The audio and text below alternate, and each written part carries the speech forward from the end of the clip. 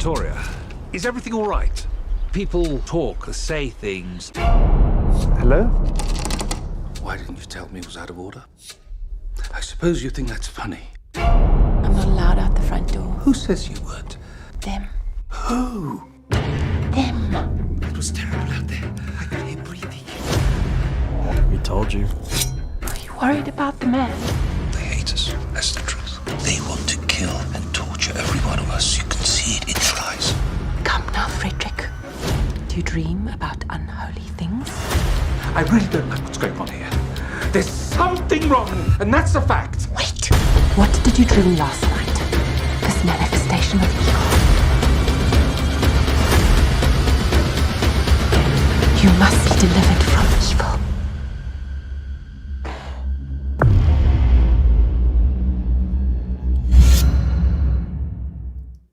Hey, let's get media. Nope, let's get physical media. Okay, that's a funny name. Okay, I'm Breck. I directed The Crazies, and I'm really excited that we're coming to physical media with a new HDR transfer this spring. Check it out.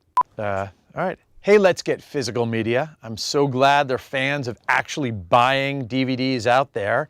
I'm really excited that Crazies will be coming with a new HDR transfer to physical media. To 4K and HDR, ready to show you guys, so check it out. That was terrible. Hey, let's get physical media. So happy that there are fans of The Crazies out there and fans that are gonna buy the physical disc. We're doing a new HDR transfer, which I'm thrilled to be putting out there, and I hope you guys will check it out.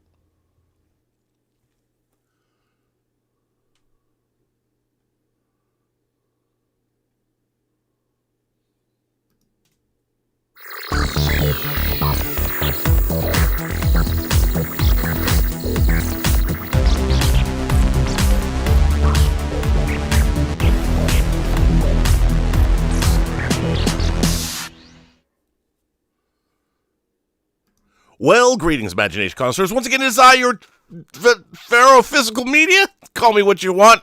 It's been a tough week.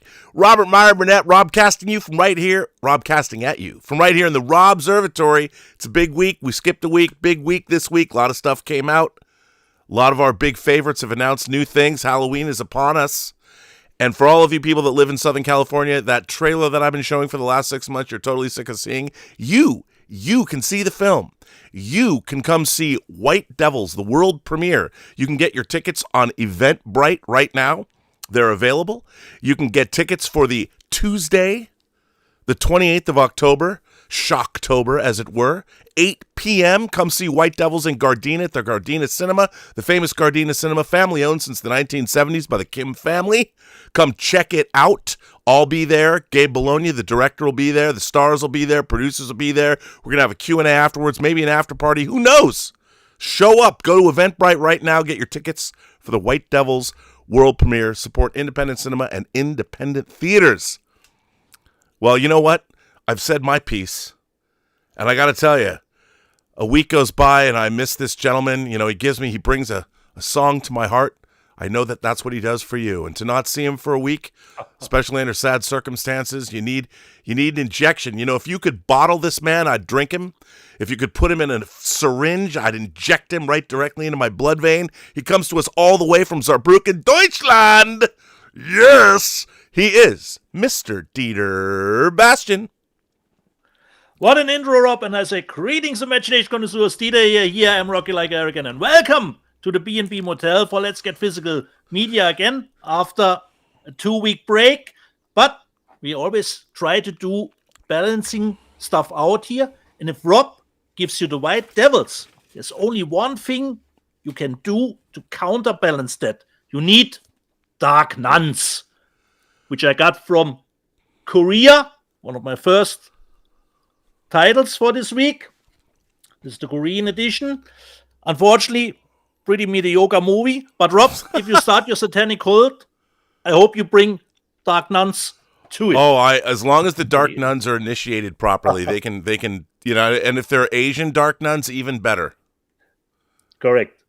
So are Dark Nuns, Dark Nuns would be the great name for a K-pop band. Certainly.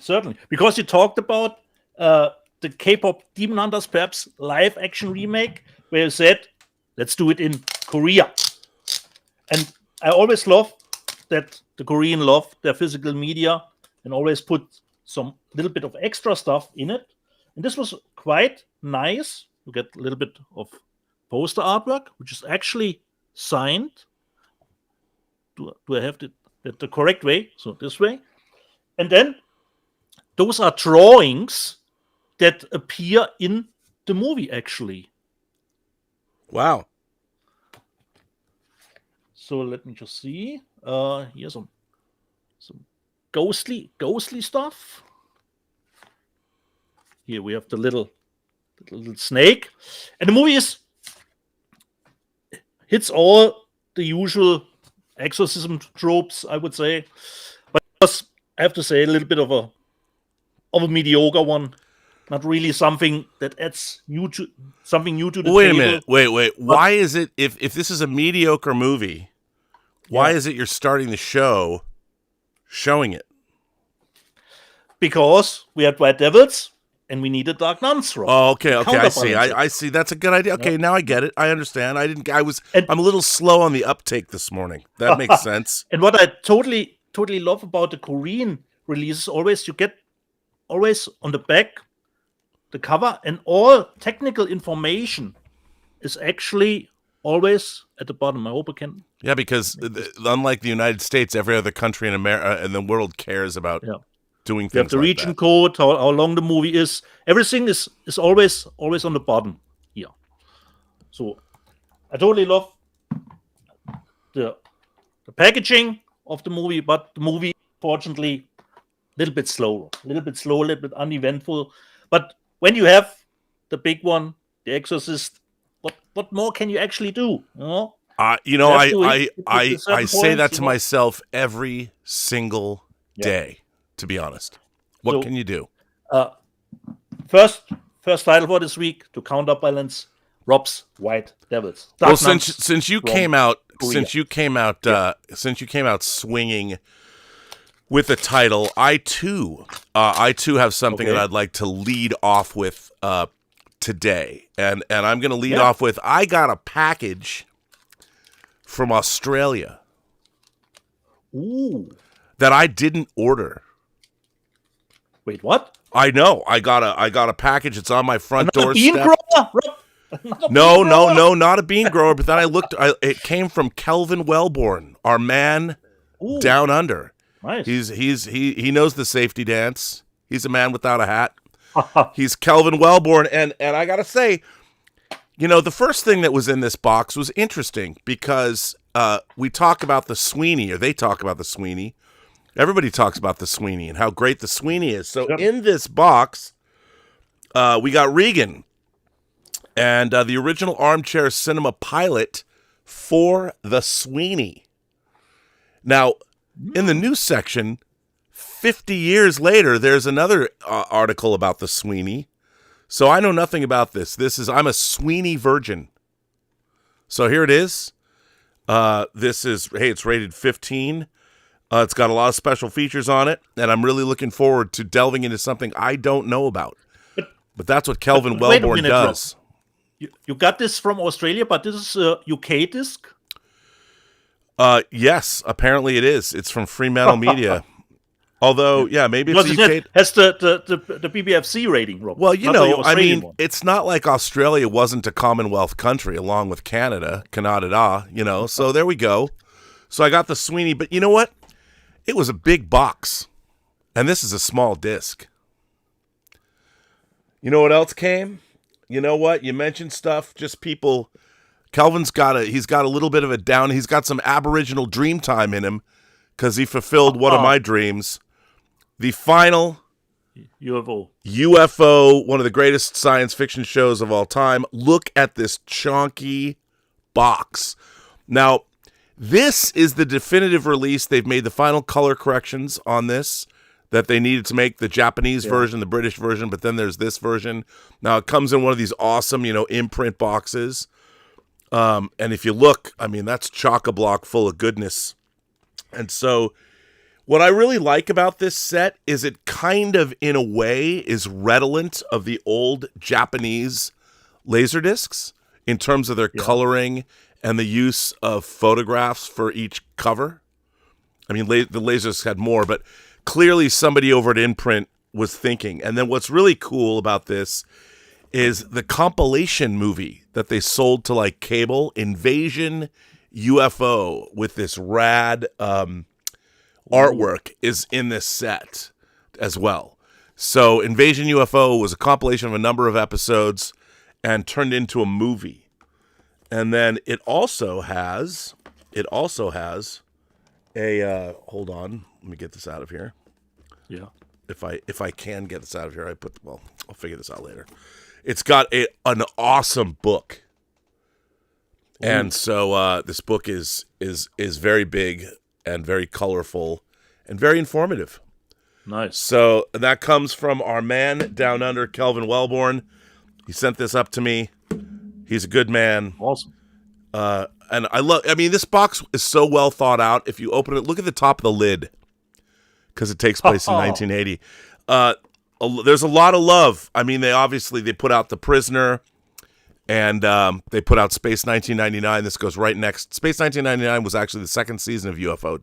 It's transmorphed into that. But so, from the bottom of my heart, Kelvin Wellborn, while he's dancing the safety dance, because he's a man without hats, he's a man from down under. He's the man from Snowy River that did not disappear during a picnic at Hanging Rock. This is for you, buddy. Thank you. Or actually, this is for me. Thank me. Or thank you for helping me.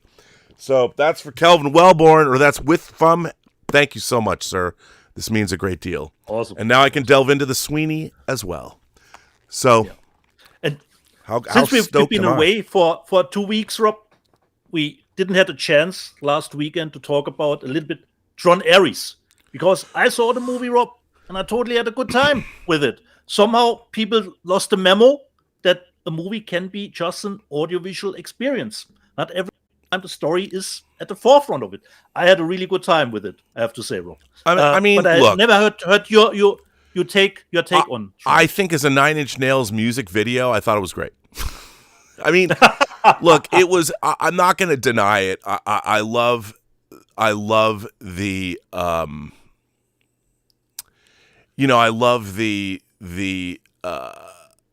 I love the Tron world. I really wish this film had a better and more imaginative script than it did. Okay. But it was a lot of fun to watch. I enjoyed it. I just think that there is. I think this material could have been smarter than it was, and it could have had a lot more to say. I think the Tron franchise, when it began in '82, it was kind of this fun, naive experiment, that was derived out of, literally they created a character that was electronic, so they called him Tron. And if you watch my documentary that's on the blue, which I did, Rob, which I did. Did you like it? Did you learn a lot? Certainly, Rob, because I already seen it when I got the DVD back in the day, but I didn't know who made that documentary. When I watched it again, Rob, I could do the Leo stuff. Whoop, whoop, whoop, at the end credits, Rob, I did the Leo DiCaprio. But isn't it informative? Certainly, yeah, great documentary. Yeah, so thank you. Not that I'm seeking praise, but I wanted, of course I am, but I did want, I just wish it was a little bit smarter. I think that the Tron concept, and especially about where we've come as a society, I just think that there could be a little bit more there. But like you said, it was sometimes, having a very cool audio-visual experience. I mean, the Nine Inch Nails score, hearing it pounding away was great. And I think that... For me, Rob, just a stripped-down version of a story. Only need that code, not over-explaining stuff, not exposition dumps by the minute. And I know that a lot of people wanted to see a follow-up to Legacy, which the movie is not, or they were upset that, of course, Bruce Boxleitner is not in it. But in my headcanon, Tron was a program in 1982. This program is obsolete. It did his job. Then Bruce Boxleitner came back for Legacy.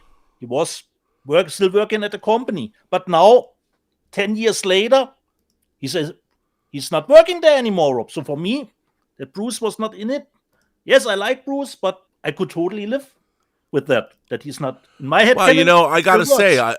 I buy that. I think that's I do buy that. I think that's a great He explanation. lives on that I have. on his farm, has his pension, Rob. He's not there anymore, and the Tron program is obsolete. But of course, you would call the movie Tron. It is the Tron franchise. So, but for me, this was not actually a problem that he's not Sure. that he's not there. You know. Well, that makes So, sense. Rob, Tron is in his second weekend, and we got a phone call from the box office considering a sequel. Yeah, What it's- are the numbers, Rob?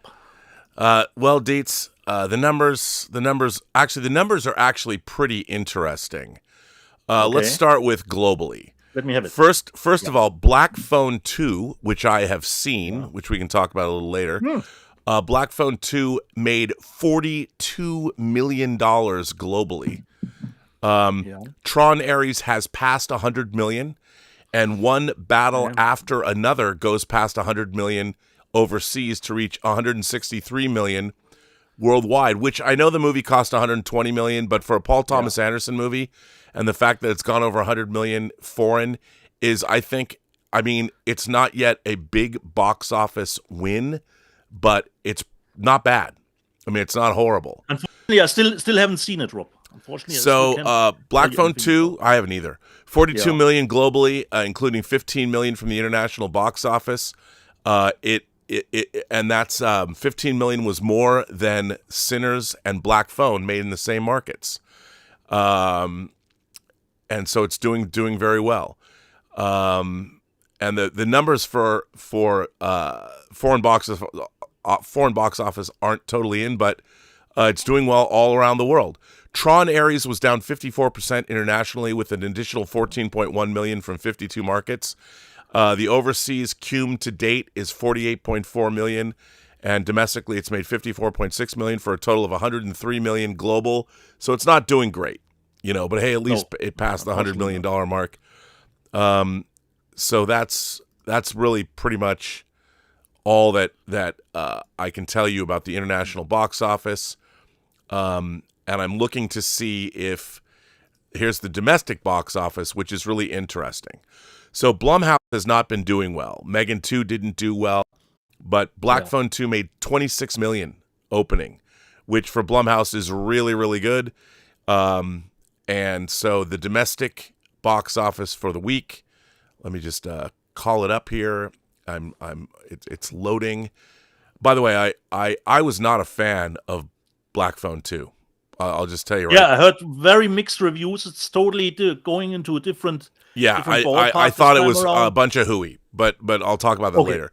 So Black Phone 2 made 26.5 million domestically. Tron Ares has made a total of 61.9 million domestic. Good Fortune, the Keanu Reeves movie where he plays an angel, only made 6.2 million. Yeah. One Battle After Another is up to 61.9 million. Roofman, a movie that people really like but no one seems to be going to see, is 15.5 million. Shining. Truth and Treason, which is another faith-based movie from Angel Studios, has made 2.7 million. Gabby's Dollhouse, 29.9 million.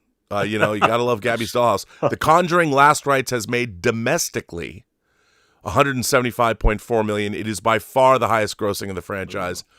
After the Hunt, which I did see, 1.77 million, and Soul on Fire, which is pretty much how I feel every day of the week now. Okay. 5.5 million. So that's our domestic box office. There we go. Tell me a little bit about After the Hunt, Rob. I heard very negative reviews. You know, I went with Alvaro and saw it. I really enjoyed After the Hunt. I thought it was... Okay. Look, I understand why people probably... I think people expected more of an overt, issue-oriented film. But I thought that, Luca Guadagnino kind of... He doesn't come at things directly. You know, he kind of comes at things from a right angle. And I thought Julia Roberts delivered a stellar performance. And I really enjoyed... After the Hunt was an adult movie about adults dealing with adult subjects. And, power dynamics and all those things. It just didn't come at these things directly, which is what I think a lot of American audiences in particular would want from an issue-oriented film like After the Hunt. I actually quite enjoyed it. I love the way it was shot. The music choices were incredible. I felt very immersed in the story. But, again, I think it has a European sensibility, not an American sensibility for obvious reasons. And if you think about Guadagnino's movies, whether it was his Suspiria remake, whether it was Tell Me Your Name, Challengers. I mean, in Challengers, like Alvaro was saying, a lot of people have said this, but the tennis in that movie are kind of the sex scenes in a way, and things are being literally played out on the tennis court that are going on internally inside these characters. I just really enjoy his films. I feel like I get something out of them, and I quite enjoyed it. But Black Phone, I felt it was way too overly complex, and they decided to they just went full into Nightmare on Elm Street realm, and suddenly they went to this camp, which is like they're going to Friday the 13th land, and the serial killer is back from the dead, and the logic didn't make any sense. And I'm watching this going, the first film in its simplicity worked really, really well. But this was all over the place. It was like 10 different movies in one, and I didn't believe any of them. And look, it's okay that the movie wasn't for me and that it's making money. I'm glad it's making money for Massa Worm, who wrote it, from Ain't It Cool News, and Scott Derrickson. I think Scott Derrickson's a fine filmmaker, but he's even borrowing from himself in terms of tropes and things he used. I just felt that the movie was really all over the place, and it felt like I was watching the first draft of a screenplay. That's kind of how I felt about it. Okay. And the movie annoyed me, to be honest. It annoyed me. That's not good. But look, you know what? People are liking it, so. Yeah. Rob, have you plans to see Shelby Oaks next week? I've talked about it with Alvaro. I mean, I want to go support Chris Stuckman. I'll try and get to it, but there is a lot of great movies opening next weekend. Yeah. A lot of really interesting stuff. And it would be nice to hear from you, because I don't know when I can see the movie, because it's not opening here. Yeah, I mean, I do feel an obligation, being that, look, I've often thought, and I've said, the critics that wrote for Cahiers du Cinema, whether it was Truffaut or Godard, those French critics in the 50s went on to really start the French New Wave. And I love the fact that we have a longtime YouTuber. Stuckman is an author. He's written books about film. He's been a YouTuber, and I really do enjoy his content, and I really want this movie to be good. And it was a win. He crowdfunded it, but then it got picked up by Neon. They added some more money to it. He had Mike Flanagan come on as an exec producer. So I look at Shelby Oaks as an absolute win for Stuckman, and an absolute win, kind of like the brothers who made Talk to Me and Bring Her Back. They were also content. And if you look at Shelby Oaks, and if you look at those other two films, I love to see that YouTube content creators, especially that had something to say about genre, went on to make films. So I think that's really important, and it's really exciting. So I'm going to roll out and support Shelby Oaks. I hope it opens. It probably will be interesting to see what the YouTube space will say. Yeah, I mean, I would think that everybody, but the big ones. Yeah, I mean, look, and as I too have another film that I produced coming out, and I'll have more about that this coming week. We are going to make White Devils available internationally via an international online world premiere that will happen over Thanksgiving weekend. So starting at midnight on Halloween, midnight Pacific time, or I might make it earlier, you will be able to see. You have to pay for it, but you'll be able to see White Devils across the world. So, I think that's one of the things that I, and this channel, you too, you're part of it. We're not just talking about stuff, we're putting stuff out in the world, including this show. So it's exciting. Yeah. Exciting times. Considering what I have seen digitally, Rob, a movie that didn't even get a release here in Germany, but I quite enjoyed it. I saw Americana, which I actually didn't know was actually finished 2023, and then it took some time until Lionsgate bought it, and I quite enjoyed it. It is Tarantino-esque without hitting, that high mark that Tarantino is, of course, known for. But for a first-time director and writer, I certainly will buy Americana. Nice characters, all come together in the end.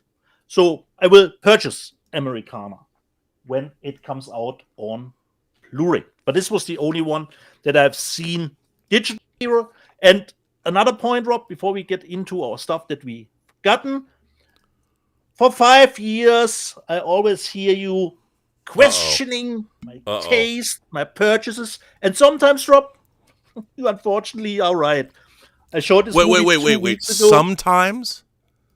Yeah, sometimes I'm right? Rob. Yeah. I showed the movie The Man in the White Van, and you're right, Rob.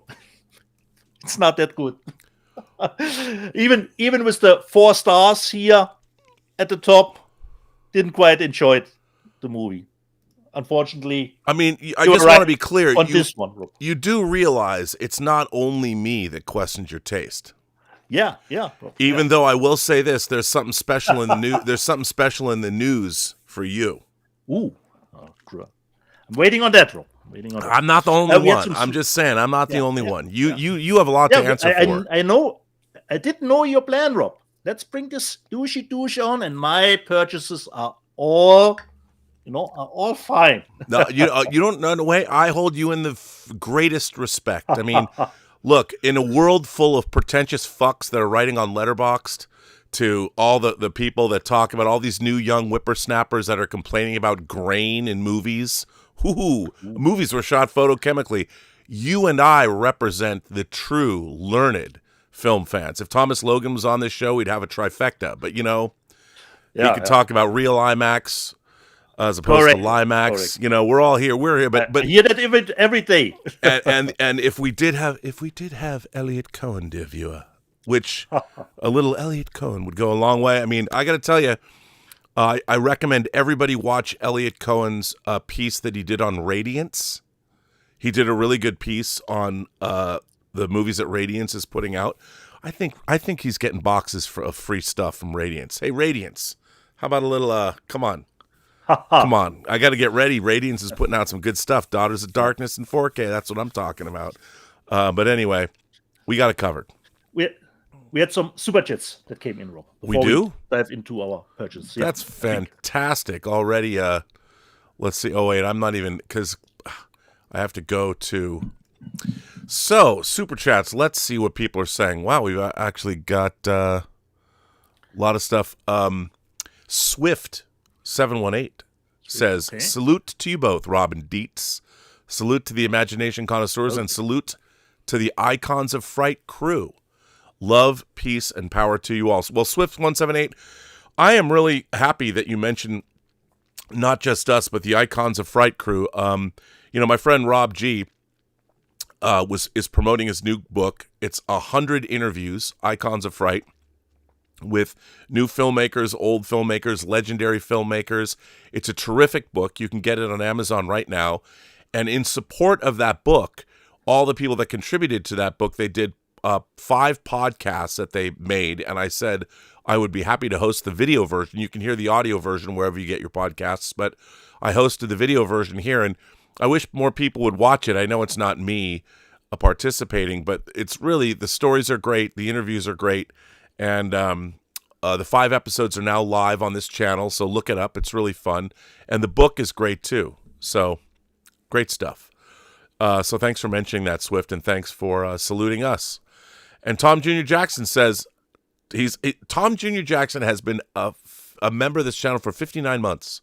He says, Big Bob and Dietz, hello. I saw ScarJo's directorial debut, Eleanor the Great. Fantastic film, funny and emotional. Rob, you like it? I really want to see that. Everybody told me how much I would like it. So I'm in. Justin Toner's back.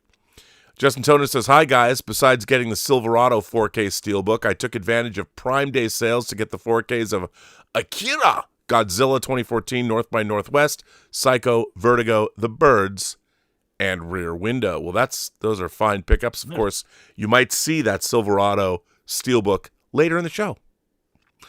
Walter Whitewalker says, one of my favorite pre-NES games was Tron Deadly Discs for Intellivision. Amen, Walter. I had that. I played that game incessantly.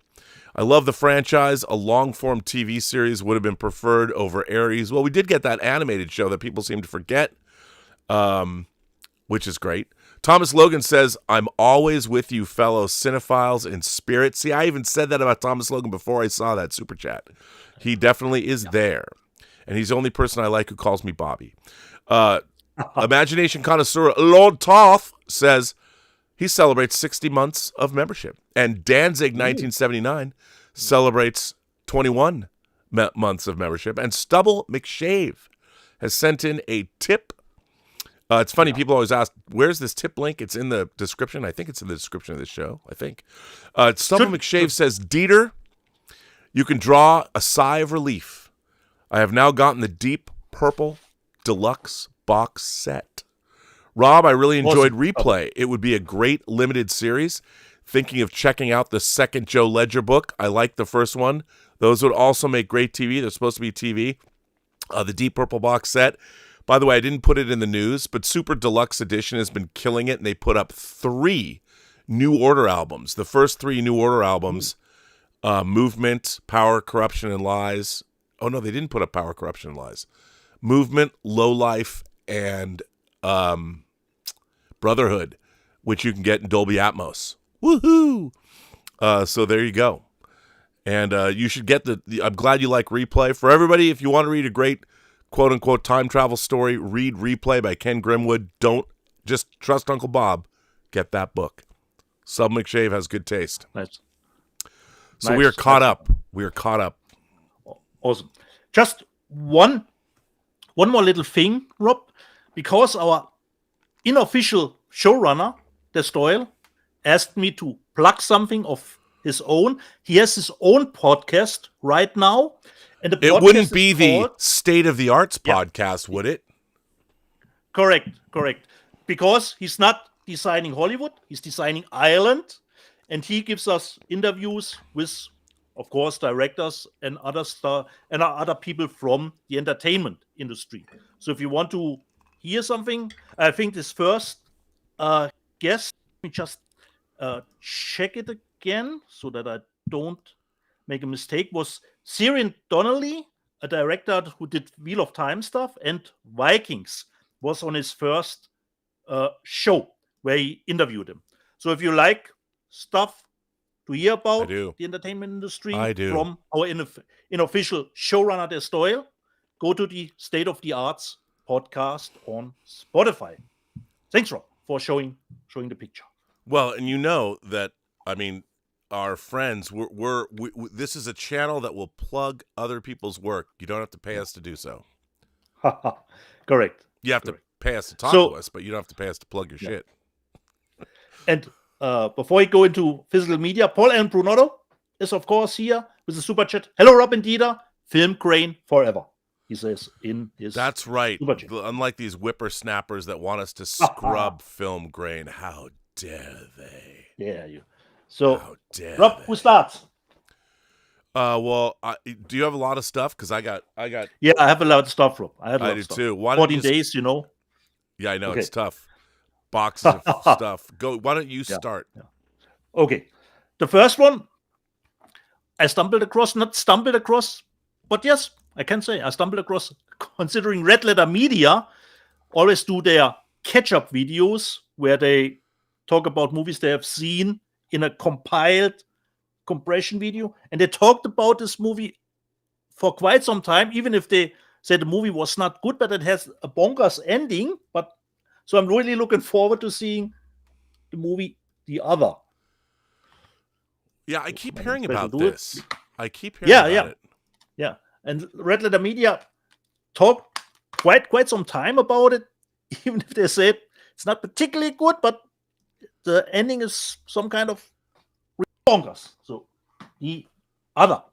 Then one of my favorites this year, considering shark movies, because this added a little bit of a different spin to it, and I totally had a good time with it. Comes from the director who did the great Loved Ones, and I got the American Steelbook of Dangerous Animals, because Jay Courtney was never better than here, or Captain Boomerang in it.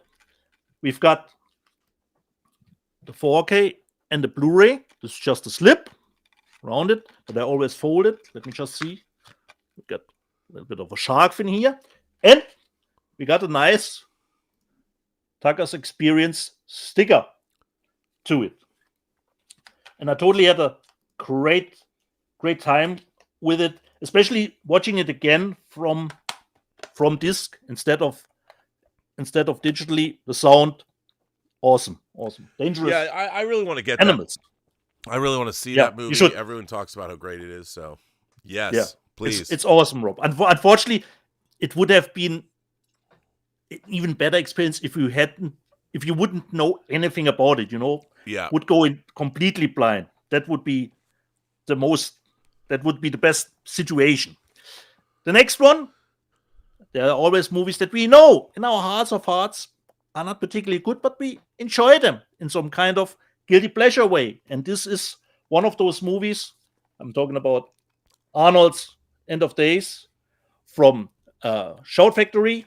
Peter And Hyams, right? This is nice to get Peter Hyams, correct, Rob? And this is, especially since you mentioned Peter Hyams, nice to get it in 4K, because he always is someone who likes his photography pretty dark. So And he shoots his own movie. He shoots his own movies. He's his own cinematographer. Yeah, correct, Rob. And to get this finally in a 4K transfer, because I did some YouTube reviews, watched back to back for End of Days, and I found that Arnold did have some complaints with him about light your set, it's too dark. But in this 4K edition, it really comes across very nicely.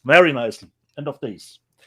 And Rob actually talked about this movie on the John Campea show, considering the Smashing Machine. And I've got one of the first with Dwayne Johnson. Rob, I got from Kino Lorber. Yeah, Kino put that out. I like that movie a lot. Yeah. Me too, Rob, but I haven't seen Peter it Berg? in quite some time. 4K, Blu-ray, nothing special to it. Correct, Rob? Peter Berg directed the movie. So really looking forward to watching the rundown. Again, help me, Rob? Universal movie that Kino Lorber puts out, but not Universal themselves, even if it's kind of a genre movie. Then from the Golden Princess movies that Shout is releasing, I got Peking Opera Blues. So Haag. Did you watch that? It's pretty incredible. Unfortunately, not yet, Rob. I haven't seen it yet. So we have 4K and the Blu-ray, which are actually nicely looking discs, I have to say. So, and I think Peking Opera Blues is one that is until now not announced from Arrow in the UK. Sometimes, Rob, we have to do, obviously, a double dip, a triple dipping, but this is a kind of double dip that I did immediately. Because I think 2 weeks ago I showed, or 3 weeks ago, I showed Ghost Killer from Velgo USA, but this is just a Blu-ray which came out with a making of. But the 4K is an extra. You get a 4K extra, but it has a more shiny cover. So I will make a double disc out of it. Wow. So this is a little more shiny, Rob. A shiny O-ring. But this has the making of to it. So I will combine the two to make a double discs. From Andrew Muschietti, I quite enjoyed this movie from my memory. Only the ending where it did go a little bit too far into CGI, but I'm really looking forward to seeing the movie again. Mama. I like that movie too. I think that was based on a short film that he did as well. Oh, didn't know that. So 4K and Blu-ray. So really looking forward. It says new 4K restoration approved by Andy. So really nice to know. And what's great always to know is in those sets, the Blu-rays are come from those 4K scans. It's not the old Blu-rays that are in those sets. So the End of Days Blu-ray, let me just check so I don't say anything wrong, is new too. Yes, the Blu-ray is from the 4K scan too.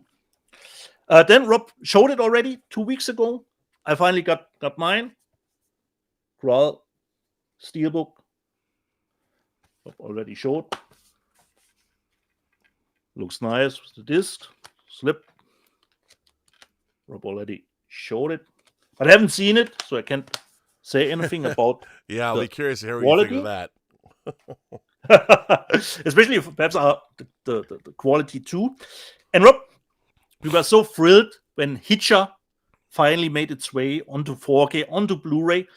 And considering the HBO movies for Warner that drifted a little bit into obscurity like The Hitcher was, I think this is some of those titles too. And I was pretty happy when I saw that Play On announced it. It's not a 4K, but I'm pretty happy to finally get Ricochet with John Lithgow and Denzel Washington Oh, yeah. on Blu-ray, at least, from Russell Mulcahy. And this was always, Rob, censored here in Germany, considering the action that was in it. You know, the Saw scene was censored. So I finally got it uncut, Rob, and as a Blu-ray, as a media book. And that is one of those HBO productions, Rob. Joel Silver. Yeah, correct, Rob. Ricochet. Der Aufbau in Germany. That's cool. So Now, this was a little bit of my first haul. Nice. Well, a fine haul it is. Let's see. I did get some. I'll start with. I did get a box from Kino Lorber. Actually, I got a couple of boxes from Kino Lorber and Warner And of course, Archive. Batman's. First, as you know, Kino Lorber is still sending out. Still sending out documentaries on DVD. The first one is Sherry Lewis and Lamb Chop. This is a woman, Sherry Lewis, and her puppet, Lamb Chop. Now, as I would see her when I was a kid. She also wrote an episode of Star Trek. Not kidding. So that's a really interesting. A good one, Rob. A good episode, or a pretty interesting episode. Good. Okay. We'll talk about good later. And then, of course, Free Time, which is a comedy film. Don't know much about that, but again, Kino Lorber tends to put out. Sometimes look, Tango Shalom only has a DVD release, which irks me to no end. And then a documentary, Name of the Game. This is about male Chippendales dancers, but it's about black men erotic dancing in South Central LA. And I didn't know that, and the women that manage them. So this is right up my alley. The other side of Honora. I'm like, yeah, bring that on. So Kino Lorber, again, totally down with that. And then Solomaine's Story is a French film about a immigrant that is looking to get his naturalization papers and the hell he has to go through. I actually heard this movie was quite good. It's a ticking clock kind of a film, like the countdown. He's either going to get thrown out of the country or he can stay. Yeah. Solomaine's Story. So I'm interested to see that. It's a French film. Have not seen that before. Then Dirk Bogarde, Tom Courtenay, and Leo McKern, who's everyone's favorite number 2 on The Prisoner, King and Country. Now, again, this comes from 1964, and shattering performances in this British anti-war classic based on actual events. Black and white from 64, great cast, King and Country. Don't know anything really about it, but this kind of thing is right up my alley. Again, I love that Kino Lorber is giving us a lot of great British film from the 60s that it was hard to see in America, if at all. And then director Mark Lester, who directed a favorite of mine, Class of '84. He directed The Firestarter, the first Firestarter, the original. The movie The X, starring Yancey Butler and Susie Amos and Nick Mancuso. His first wife would kill to be the last. This is, a pot boiler. Normally this would be a TV movie now, but this came out in 1996. And Susie Amos is, of course, Mrs. James Cameron. She was in The Usual Suspects. What's not to love about this? And Mark Lester directed it. And you know who wrote it? Larry Cohen. It's Alive, Larry Cohen, Black Caesar, Larry Cohen, Q, Stuff Larry Cohen, Larry Cohen. The Stuff, Larry Cohen, bestseller, Larry Cohen. He wrote that. Larry Cohen, when he wasn't directing great movies like It's Alive or Return to Salem's Lot or God Told Me To, which is a classic that you need to see, he was writing The X. He was writing studio pictures.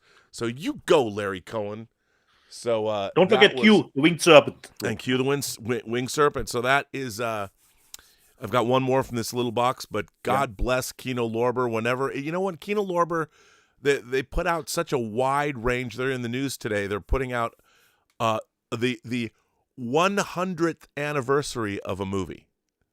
Kino Lorber has the 100. I mean, that's how far back they put out silent classics. That Oscar Michonne box set they put out. They're killing it across the board. Love Kino. Then Warner Brothers. Warner Brothers has been really diverse in what they've been sending me. They sent me Peanuts, the Ultimate TV Specials. And I haven't opened this. It's including 40 classic TV specials. So this must be the ultimate box set of Peanuts, which I grew up with the Peanuts, love the Peanuts. Yeah. I wasn't expecting that. 75 years of the Peanuts, they put that out. Then, of course, I got 3 movies from Warner Archive that I already talked about. A Summer Place finally arrived. Now, this is great. The Racket, Howard Hughes's The Racket. And look at this cast. I mean, you've got Robert Mitchum, Elizabeth Scott, and Robert Ryan in The Racket. I'm sure this is a great movie. Unusual film noir with strong performances, says Leonard Maltin. But, everything that George Feltenstein and the folks over at Warner Archive put out is worth watching. And then, of course, we have... This has got to be some late 60s, early 70s hippy-dippy. I don't know what year this is from. But Rafferty and the Gold Dust Twins, starring Alan Arkin, Sally Kellerman, and Mackenzie Phillips. This looks like, from One Day at a Time. I don't know anything about this movie, but man, Rafferty is scrupulously crafted a funny, velvety film with the kind of tenderness you can almost feel on your fingertips. I had a good time, says Pauline Kael. So I'm looking, this is in color. I'm looking to delve into this one. Art Linson produced it, and Dick Richards directed it. Dick Richards. Can you imagine having a name like Dick Richards? Well, Dick Richards can. So that came in from Warner Archive. But then they also sent me these. Now, I have to say that Warner Archive has already put all of these movies out, as far as I'm concerned, that I understand, has put all of these movies out individually. But because Warner Archive and George Feltenstein is a genius, they have collected these together in box sets. Now, these are incredible box sets. And I will say that, first of all, they start out with the Bette Davis collection. There are 4 films in this box set. There's The Letter, Dark Victory, one of her most famous films, Jezebel, another one of her most famous films, and The Private Lives of Elizabeth of Essex with Errol Flynn. So if you want to get some Bette Davis classics that are brilliantly transferred to Blu-ray, this is fantastic. And don't take too much space, Rob. No. Always so you got 2. 4 films here, and I really appreciate this because I can take the individual discs out and put this back in. So then, by the way, George Feltenstein and I both have a love for Mommy Dearest, which is, of course, about Joan Crawford. Then we have the Joan Crawford collection. Grand Hotel, The Damned Don't Cry, Possessed, and The Women, all classic films. And again, 4 bangers. And then to round out the triptych of, actually there was one other box set that I think I have forgotten that I didn't bring. I think there was an Errol Flynn box set as well. The Judy Garland collection. And there's 6 films in this, and you can feel it's a heavier box. You've got Strike Up the Band, you've got Girl Crazy, Meet Me in St. Louis, The Good Old Summertime, Summer Stock, and of course, A Star is Born. So this is, again, 6 incredible films. So we have 3 incredible actresses, tons of movies. And then for Halloween, they give us the Hollywood Legends of Horror collection. 6 classic horror films together. And you've got the Devil Doll, Dr. X, Mad Love, Mark of the Vampire, the Mask of Fu Manchu, and the Return of Dr. X. So both the Dr. X franchise movies are here, and other classic horror. And that is, of course, from Warner Archive. And I would recommend, these are great stocking stuffers, and if anybody out there wants a great taste of some of our greatest actresses, these box sets are terrific. And then Nicely done. I just realized that, oh no, hang on a second. Yeah. No, I already did those. I did those already, I believe. Yes. You're not sure? No, I think I already did them. Hang on. Did I? Yeah. Nope. Yeah, I already did those. So that is my first bit. Those are the sponsors of this show. Those are what they have coming out. There's more to come, but that was the first bit of the discs that I've received. Nice. Nicely done. Nicely done. We had perhaps some super chats that came in. New super chats. Let's see. Do we? 200 Watt Studio says, I love the Warner Archive 4-disc sets. I have the noir one that includes Gun Crazy and The Setup. Thomas Logan says, all that matters this week. See, why do people got a harsh Armello? Yeah, I know. All that matters this week is Eureka's Martyrs in 4K. Well, that's one opinion. Maybe we'll talk about that later. Certainly. So I can show more stuff. Show some more. Or is our guest coming? So this one in 4K, the Steelbook, but I think will get a different variation in the States. So this is the Jacob's Ladder, the European Steelbook. And this is, by the way, this is a new remaster of the film. Yeah. So we've got 4K and the Blu-ray and the slip. So this is a Steelbook that when you saw it on the website, actually you weren't sure, but when you see it live, it really looks nice. Really looks nice. And I totally forgot, Rob. I actually were pretty happy that I would have wanted to show the F1 Steelbook. And since I couldn't decide, Rob, which one to get, because we talked about, we think the vintage is the nicest one, I bought all three to just check how they are. Rob, all three were dented. All three of them. No. I have sent them all back.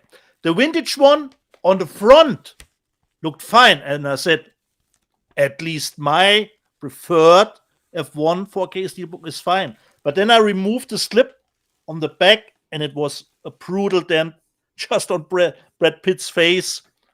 All three were dented, Rob. All three. I couldn't believe it. Amazon.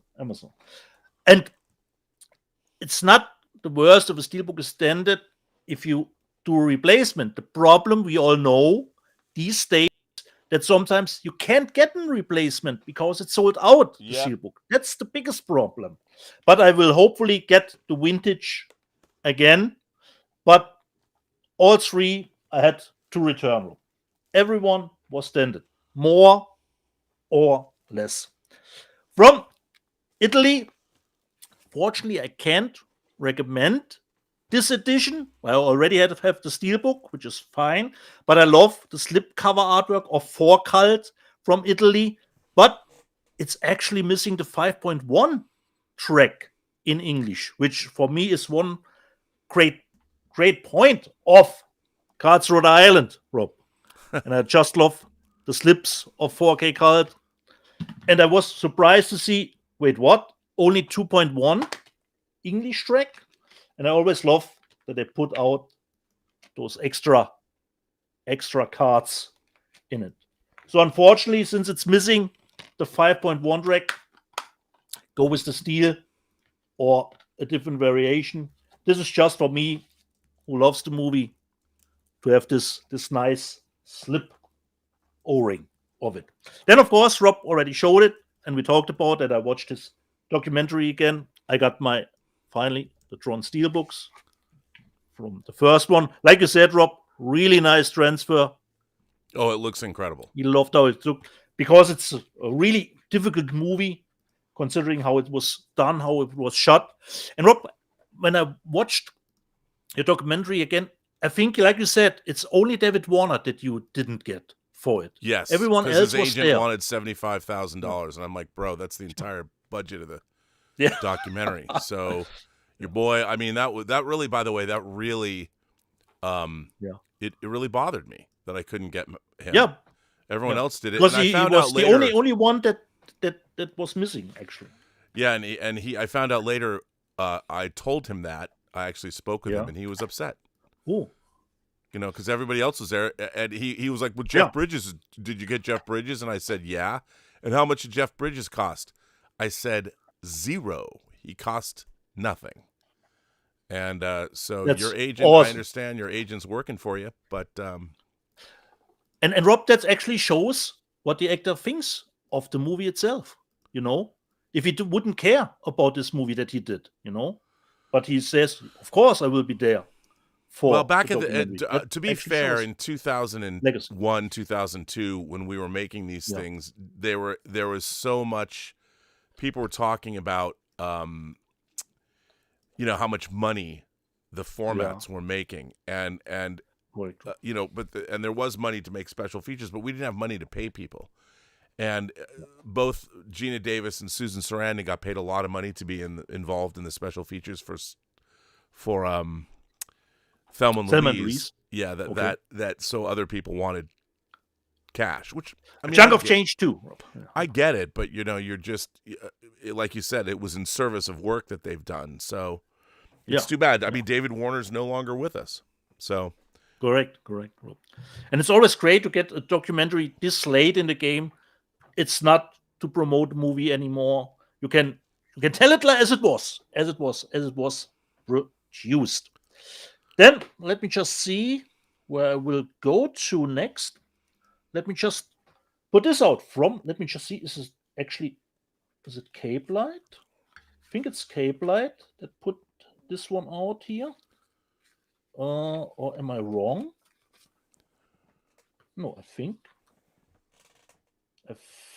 No, it is. Let me just see. It is Panda Storm. Okay, you already own it, Rob, but for me, media book of Abel. Wow, that's Herrera's a dope ass cover, dude. That's a really cool cover. Oh my god. King of New York. It's limited, but I don't actually know I have how much Lionsgate Limited put that out. Yeah, correct. Yeah. So we have the 4K and the Blu-ray. It came out way later than in the States here, but it finally did. So King of New York. Then just see. Let's do some more Korean stuff that I've gotten. This was actually pretty decent one, like Mark Kermode would say, nuts and bolts crime thriller. It's called. Let me just check. It was Dirty Money. Dirty Money was the title for it. About two cops. You know, the salary is a little bit small. Got to do what you got to do. Work some stuff on the side. It's like cops have never seen movies because that never works out in the end. Yeah, correct. Like I showed before, everything about and it's numbered. Look at that. Is numbered. You got a low number. Wait. I have it all wrong. Number and 352. Look at that. It's actually region free. So we have different thing inside, and we have some art cards here. Not art cards, character cards. And this was actually pretty decent. Nothing that would invent the wheel new, considering the genre, but pretty damn good actually. So we have the characters, the three main characters for the movie, and some not lobby cards, but pictures from the movie. So dirty money. So I will stop it here, Rob, because I think the C-wing has opened. Really? Well, let's see if it has or not.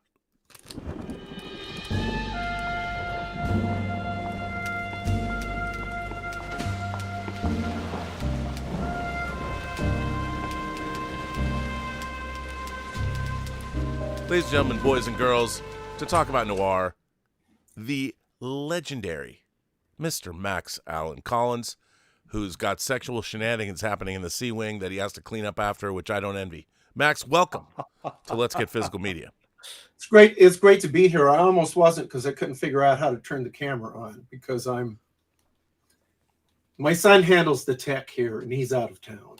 So. The tech wizard in the story. Well, that is it. Yeah, I talk about noir here, and some of these today are actually noir because we kind of have to spread it out into just general crime and mystery and even horror stuff sometimes to justify my existence here. Well, and the salary, the deep salary that we pay you here. Well, you don't pay me much, but I get a lot from the C-Wing. Yes. Dieter is very generous with me. Because he is the you're the CEO. I wish your packages were already on their way, Max, but they are not. They're still in Germany. He denies it. I'm going to talk about two Warner Archive titles that a week or so ago you introduced here, and they both involve the screenwriter and famous novelist W.R. Burnett. No relation. And W.R. Burnett should be as famous as Dashiell Hammett and Raymond Chandler and Mickey Spillane. By the way, the remake of I, the Jury was written by and started by Larry Cohen. Yes, that's right. And he got fired off for being slow. But the movie is I think, pretty good. It's a ride, at least. But getting back to W.R. Burnett, one of my mentors was Donald E. Westlake, who also wrote as Richard Stark. There's a movie on, I think it's Netflix right now, based on his Parker novels. That's called Dirty Job, which is a Shane Black movie. Right, that's right. It was strictly for Netflix. It did not appear in theaters. But Parker is a character that was that first appeared on screen, played by Lee Marvin in Point Blank, which is about as major a crime movie from that period as you can say. I think it was at about 67, Rob, around in there. Yeah, and it was very influential on me. I mean, Westlake was the last writer who really influenced me in a major way. And he was a big W.R. Burnett fan. And I said, why do you think, W.R. Burnett doesn't have the reputation that Hammett and Chandler have? And he said, he lived too long and he wrote too much, which I identify with, actually. But Hammett wrote 5 books, and they all were major. And Chandler did, I think, 7 or 8 Philip Marlowe books. But W.R. Burnett, as a novelist and a screenwriter, I just want to read you some of W.R. Burnett's screen credits. These are not as necessarily his novels, although some of them are based on his novels. And this is just a handful. He wrote Little Caesar, Scarface, High Sierra, This Gun for Hire, Wake Island, The Asphalt Jungle, and The Great Race, and contributed to Ice Station Zebra. He was no slouch. That's a list. And he did many, many more. He did a movie called Dark Command with John Wayne, which basically introduced Roy Rogers. He did a movie called Colorado Territory that I will mention in a little bit. Now, this This one is Beast of the City. And Beast of the City.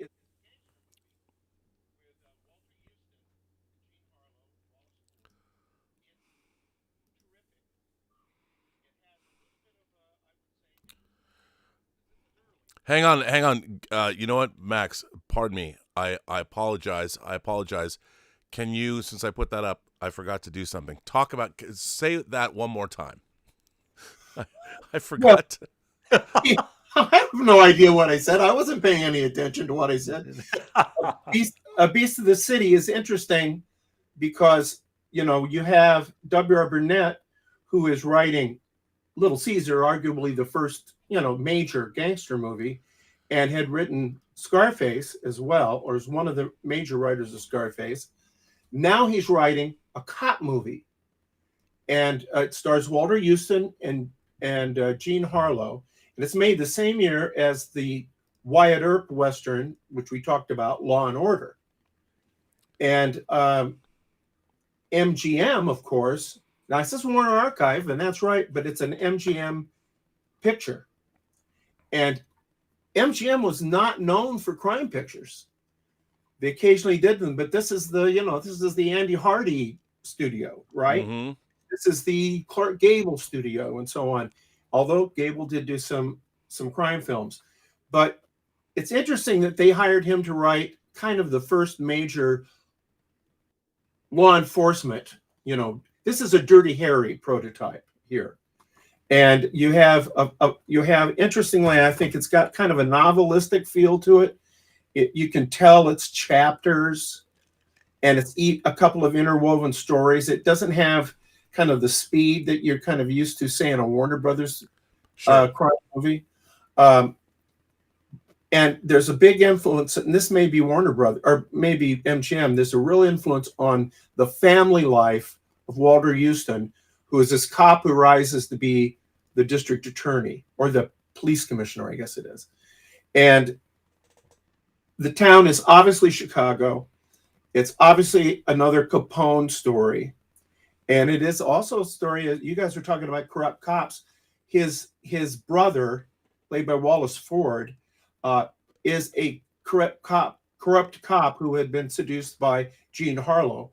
And who wouldn't mind being seduced by Jean Harlow? Right. Va va voom.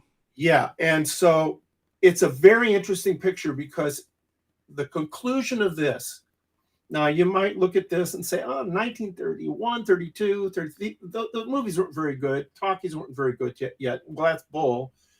And second of all, this has the most rip-roaring gun battle at the end that I think I've ever seen in any movie. I mean, this is amazing as the cops take on the mob in a way the cops never did take on the mob, which is in a big room shooting guns at each other. Wow. It's a crazy, wonderful movie. Thank you, George Felsenstein. Now, Awesome. The next movie is also written by W.R. Burnett. I Died 1,000 Times. And what's significant about this is it's a remake of another movie that he wrote based on a novel he wrote, both called High Sierra. Right. Very famous. Arguably the way that Humphrey Bogart, arguably the way Humphrey Bogart was able to move into A Pictures. He had been really a minor, usually secondary gangster kind of character and other character parts. That was the movie that made Bogart a star. And it's a pretty gritty movie and very well made and very well regarded. Now, when this movie came out, I Died 1,000 Times. And when I used to see it on TV, and when you'd read in Leonard Maltin or whatever, this movie is dismissed as a second-rate remake of High Sierra. Now, is it as good as High Sierra? No, but it's got some things about it that are really, really strong that I would argue that High Sierra does not have. For one thing, it's in CinemaScope, just like it says on your shirt, Rob. Baby. It's in CinemaScope.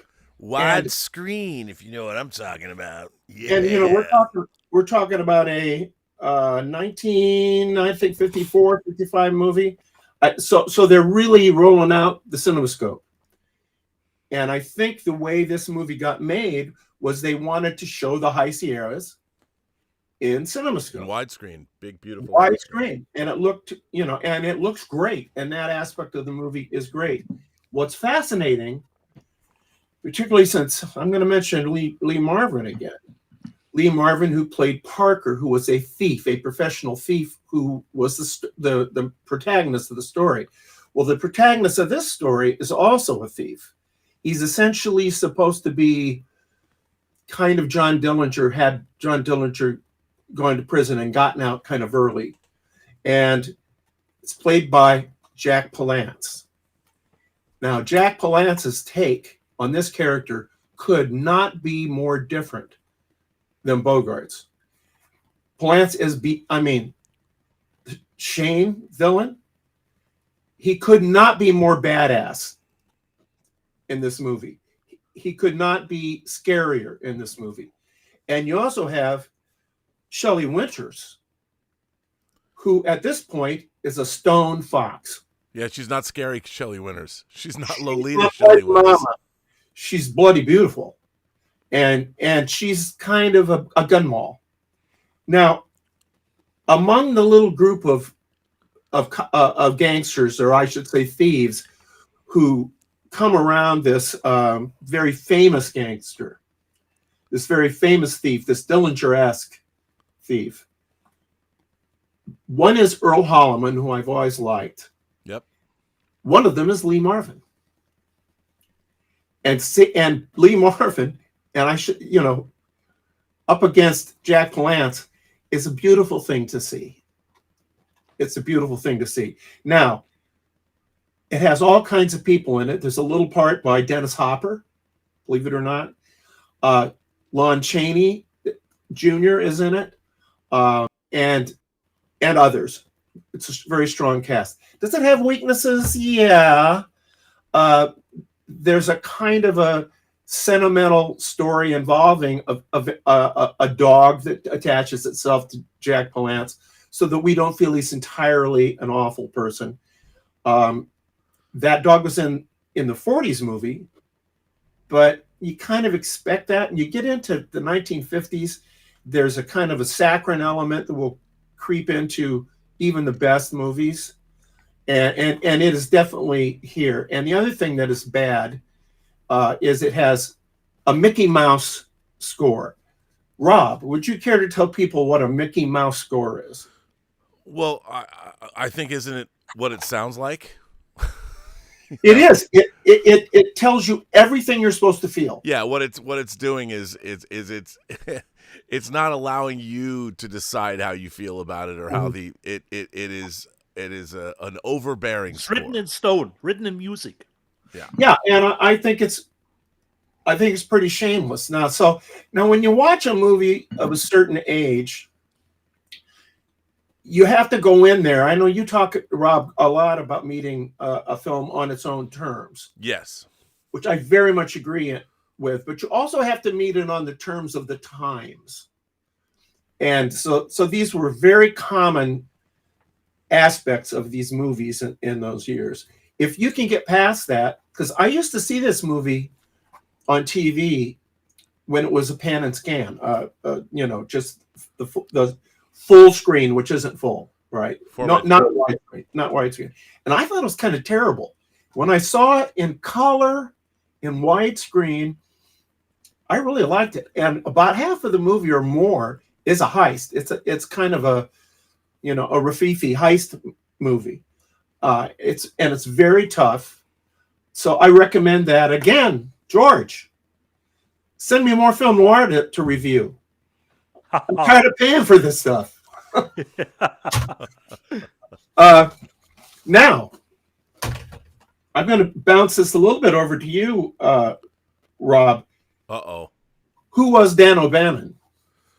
Well, first of all, that he's going to be later in the news section, but of course, Dan O'Bannon was a contemporary of John Carpenter's, and they first worked together in the movie Dark Star. Dan O'Bannon is in the movie Dark Star. He's an Was that actor. the only science fiction movie he contributed to? No. You might have heard of a movie that came out in 1979 called Alien that Dan O'Bannon wrote. He also directed Return of the Living Dead, and he was involved with movies like Dead and Buried. But Dan O'Bannon, he was a great man. He was a cantankerous bastard, but a great man. It's an impressive filmography, shall we say? Yes. This is a movie, The Resurrected, and it's from Vinegar Syndrome. It's out right now, one of their movies. I will not argue that this is a great movie. It looks like they could have had more money. It looks like they could have had a somewhat better script, and some of the cast is a little lackluster. That said, I wouldn't miss this because it came out in that little wave of films following The Reanimator that were based on H.P. Lovecraft stories, and it's very much it's based on a Lovecraft story and very much in that vein. And when the special effects kick in, it's very much in the Reanimator area, and that's a great area as far as I'm concerned. One of the things I like about it and why it's really appropriate to talk about it in a film noir show, because that's what we are, a show within the show. Yeah. It's a private eye story. And so you've got with the narration and everything. So you have a private eye in this horror world.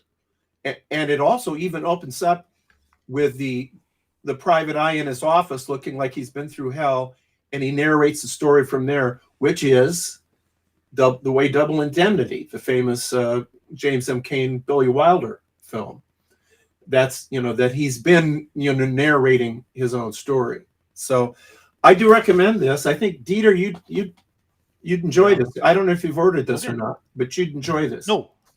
I think Rob had it in the news section, but we were okay. They reached the bottom of the barrel, but a recommendation from you always goes a long way. It's funny because I worked on a movie called Cast a Deadly Spell. Similar. That starred. Yeah, I was a makeup effects PA on Cast a Deadly Spell. That was a Gail Ann Hurd produced. It was an H.P. Lovecraft was the name of the detective that Fred Ward plays, in a world where he can't wield magic, but other people can. And there's a Cthulhu-like demon. It was pretty fun to work on. But yeah. There's a handful of these private eye movies going into the Lovecraft kind of world. And that, of course, is one of them. And that's a higher scale one. It isn't the bottom of the barrel, but it's not, you can reach the bottom of the barrel without much trouble. But I think what's really interesting is to see, Dan O'Bannon was a guy starting out making a student film with John Carpenter at USC, which was Dark Star. That was later, they put more money into it and it came out theatrically. But then, of course, he goes on to write Alien and do Return of the Living Dead. But, he made The Resurrected because that's what he could get, and you have to judge. You have to judge movies based on, I think, a number of things. And I think there's joy, like you say, there's joy to be found, even though it was a low-budget movie, but it's in the wake of how Reanimator kicked off that wave of H.P. Lovecraft movies. Stuart Gordon himself went back and did From Beyond, which also came out from... And I don't want to say it's not an incredibly low-budget movie, but it's a modestly budgeted movie. Yeah. But there's joys to be had. And speaking of that, I think Dieter's going to like this if he hasn't already ordered it. Have you ordered Whatever It Takes yet? Not yet.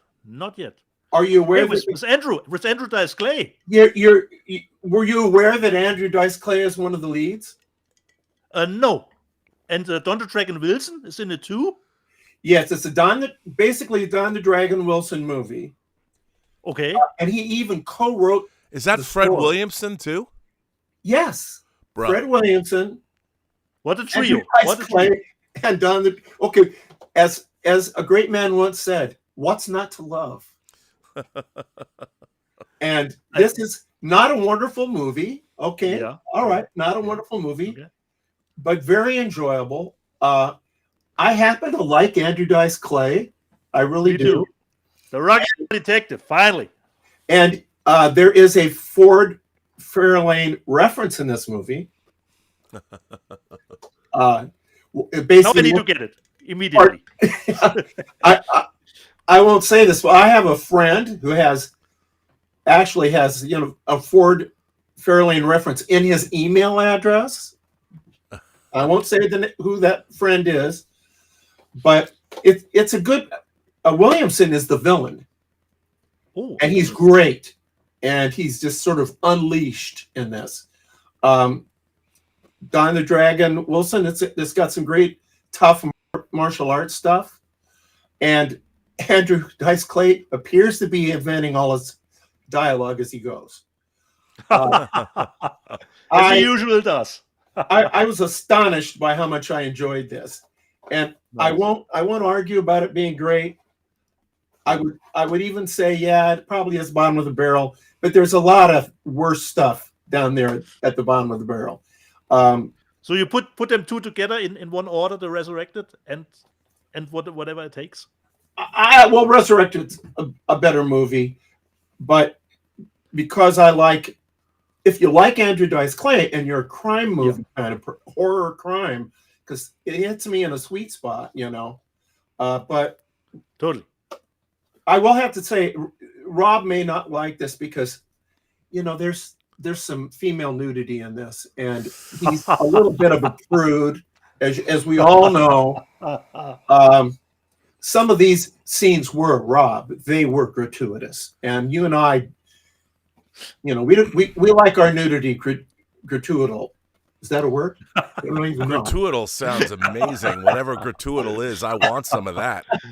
Give me something gratuital, Max. Look, I think the greatest art form on earth is the feminine form. I do too. And, I'm actually married to a if it's gratuital, so much the better. Gratuitous Ghibli.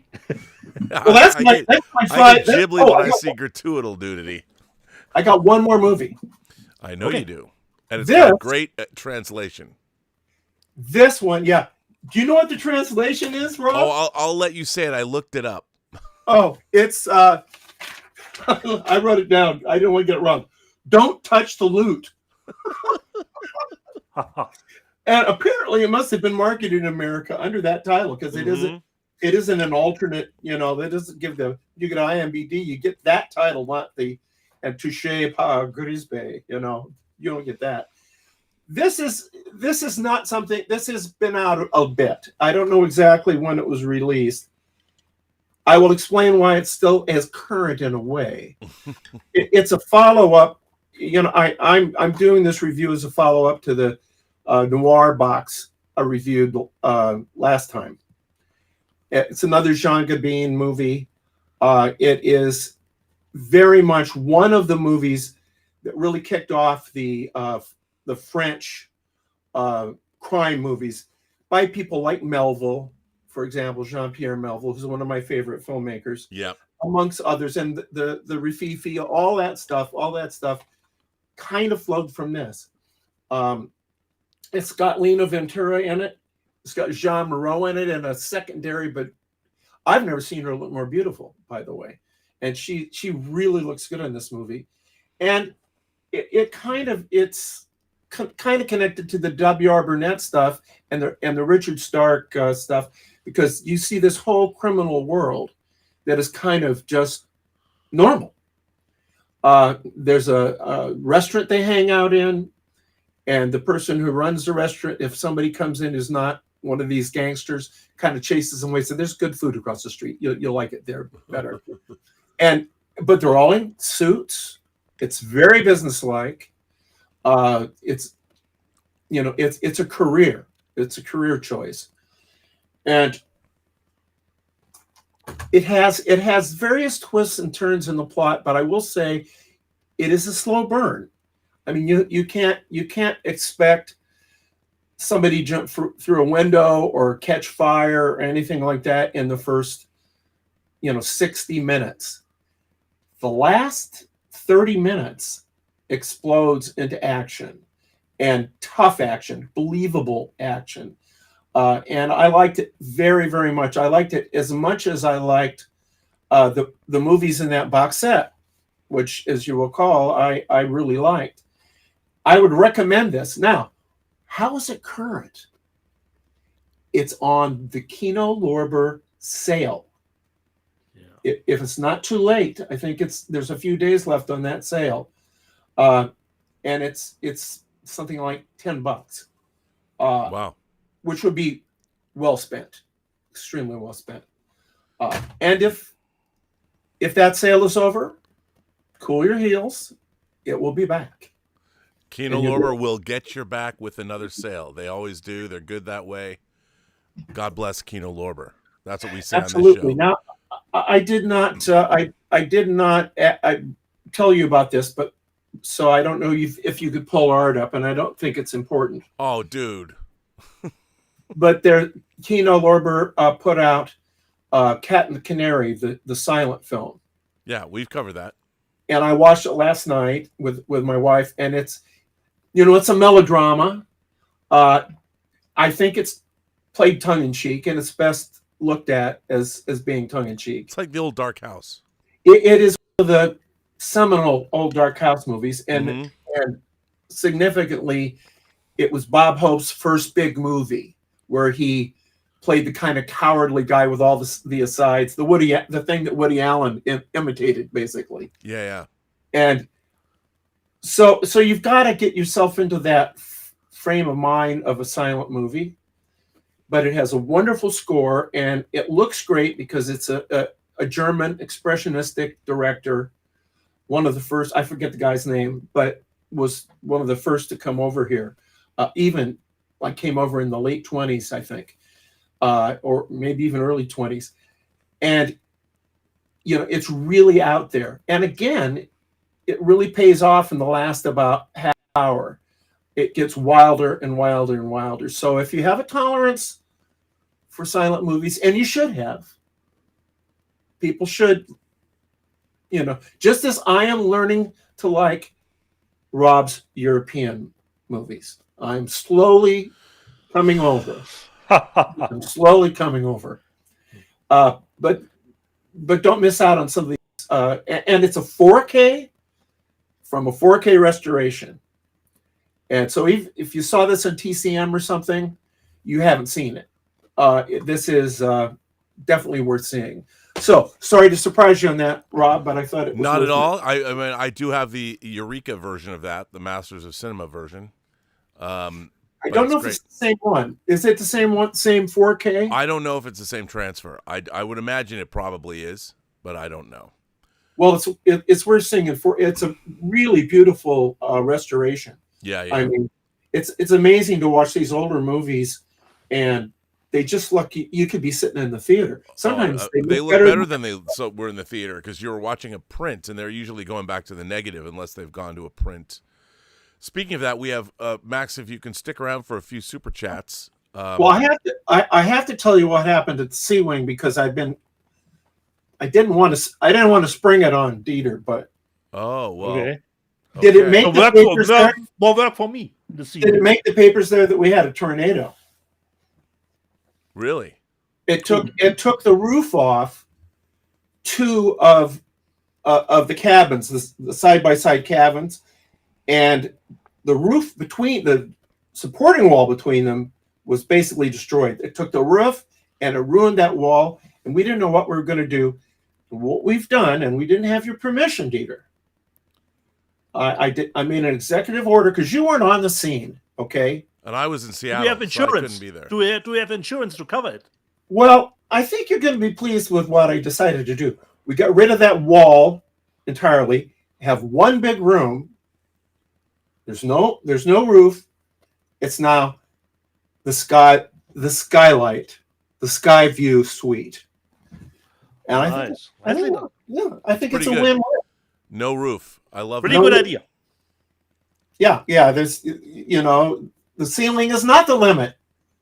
Sky is the limit. There's a limit. So anyway, I did the receipts this week made me seem a little down because we did No, not really. not really. Yeah, Pretty diverse what you presented, Ro. It's going to be Considering fun. the titles. It's good. Now, we have a couple of super chats. First coming from Blue Hulk, and he says, is it just me, or does every 4K transfer look waxy and soft? Could it just be that the screen I'm watching it on makes the resolution worse? Now, I've been seeing a lot of this. A lot of people talking about, like, first of all, and we'll get to this because it's coming up when I talk about this, I don't understand what people, like, I need to understand what people think they're watching. First of all, if you have a 4K, to watch something in 4K, you have to have a 4K TV and a 4K disc capable of playing 4K that you've set to export a 4K signal, first of all. But I think that a lot of people don't understand what movies look like. I'm beginning to understand that, or I feel like, you know, people that grew up watching Pixar movies or whatever, they don't understand when they're actually seeing a movie at the resolution that 4K provides. They're not used to seeing grain, for instance. They don't understand what a photochemical image looks like. So I don't know what you mean when you say waxy and soft. Yeah. To me, that sounds like sounds more, Rob, as that he has the, you know, the nice little buttons pushed in that we know you should turn off. Yeah, it's really weird. I mean, I don't understand when people talk about these things, because, like, there's a lot of people that would complain. There's a lot of complaints when the 4K versions of Ghostbusters and Close Encounters came out. Yeah. When people started talking about how there was a lot of graininess, the difference between the live action photography and the special effects, not understanding what optically printed effects look like, because they never saw these things in the theater, and when they were watching things on home video, growing up watching TV, you didn't have high definition images. So what you were looking at was a seriously degraded image. And when you're seeing a 4K image, and you've got razor sharp resolution, you're going to see grain. And I think that might look waxy to people. Like, one of my Grail discs I got in the mail this week, and I watched it last night, and I was stunned. I was blown away how good it looked. But it looks like it's a movie. You know, it looks like it was shot on film, but I think that there's an aesthetic that people aren't. Yeah. They both. It's a calibration issue, but then they're also seeing movies in a way they've never seen them before. So I don't know. What Grail movies did you watch? Well, it's really tough to judge other people's setups. You know, you don't always know how what kind of TV they have. No, is there motion smoothing on? Is there digital noise reduction on? Yeah. You know, all those settings that you need to turn off. I don't know who did send the super chats. Just Blue check Hulk if did. You have motion smoothing on, digital noise reduction on. Turn all that stuff off. All of it off. It's my. The Grail disc that I was talking about was Jean-Jacques Benet's 1981, his first feature film, Diva. Now, I saw this movie in the theater when I was 14 years old for the first time. This blew me away. The cinema of the look, you know, there was a movement starting really in the 80s. Luc Besson was then part of it, where a lot of people criticized it as being a little vacuous, that it was all about the look of things as opposed to the content. But for me, that's when cinema, you know, I loved this movie. I love the soundtrack of this movie. I love the story of this movie. I love the way this movie was shot. I mean, and this disc, by the way, was £12 from Amazon UK. So it wasn't a really expensive disc. But yeah, it's to have this a Schnäppchen, Rob, a Schnäppchen. It's a Schnäppchen. If you like the movie, there's a documentary on this. I love this movie, and you know, I was hoping I would get it before today's show. You know, I don't think it has a. No, it doesn't have a. You know, it's a bare bones disc. It doesn't even have a booklet or anything. But I just love this movie, and it looks. The transfer is stunning. It is Studio Canal killed it. The new subtitles are amazing. This took forever to come out on Blu-ray, and to have this on 4K for me, it's definitely a Grail disc, and it's only in mono.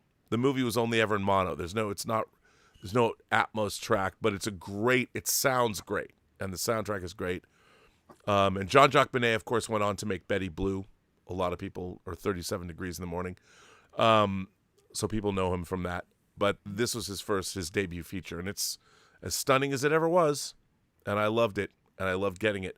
But yeah, I think that a lot of people, I think that with 4K, a lot of people get confused by it and don't understand what necessarily they're seeing, because what you're seeing in 4K is you're seeing movies the way you've never been able to see them before.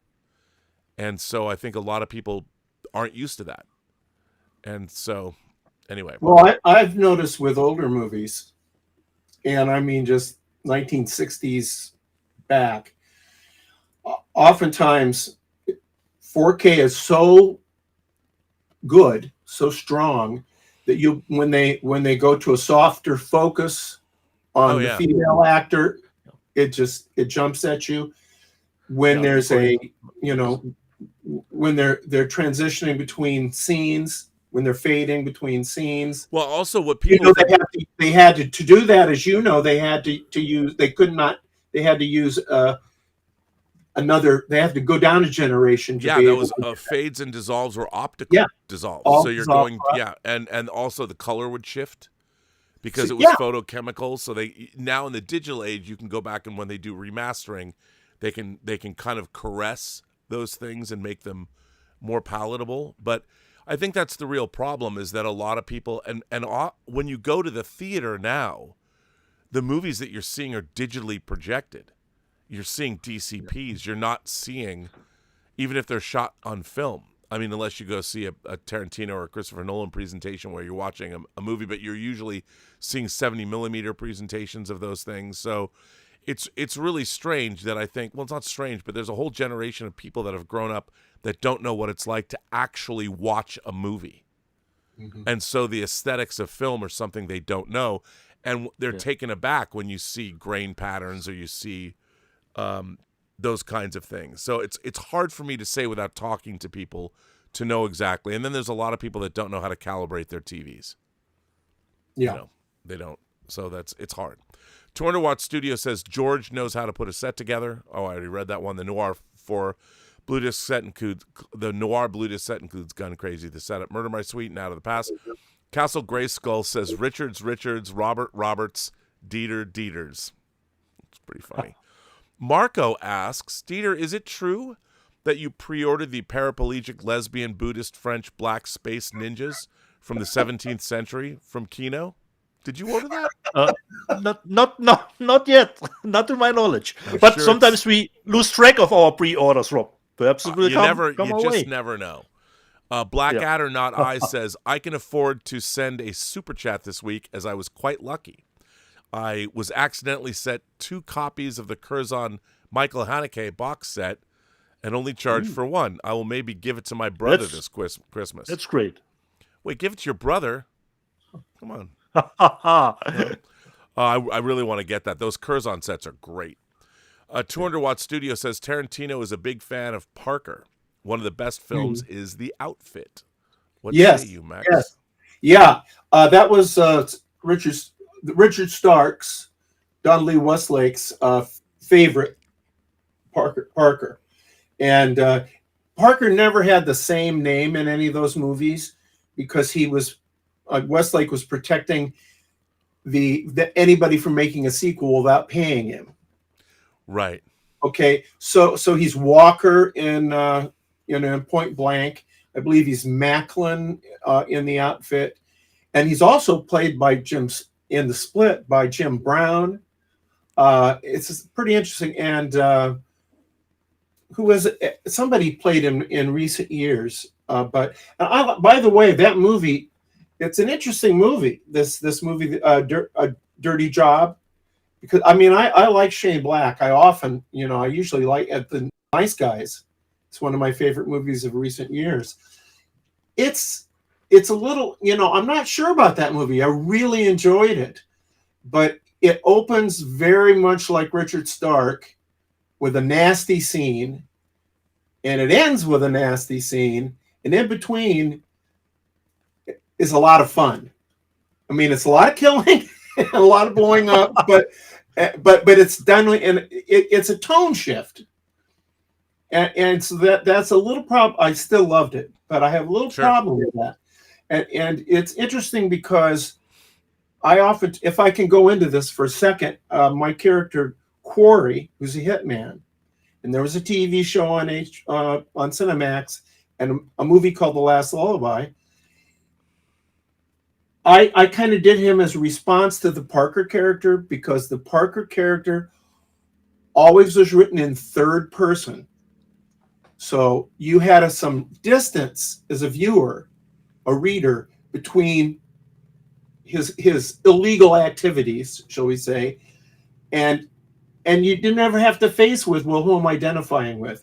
And with Quarry, it's first person. He's a hitman, not a thief. He's a hitman, and you have to if you take the ride, you got to think about who you identified with. And it struck me at the end of that movie. Okay, this is mildly a spoiler alert. It might be a really big spoiler alert. I'm not sure. But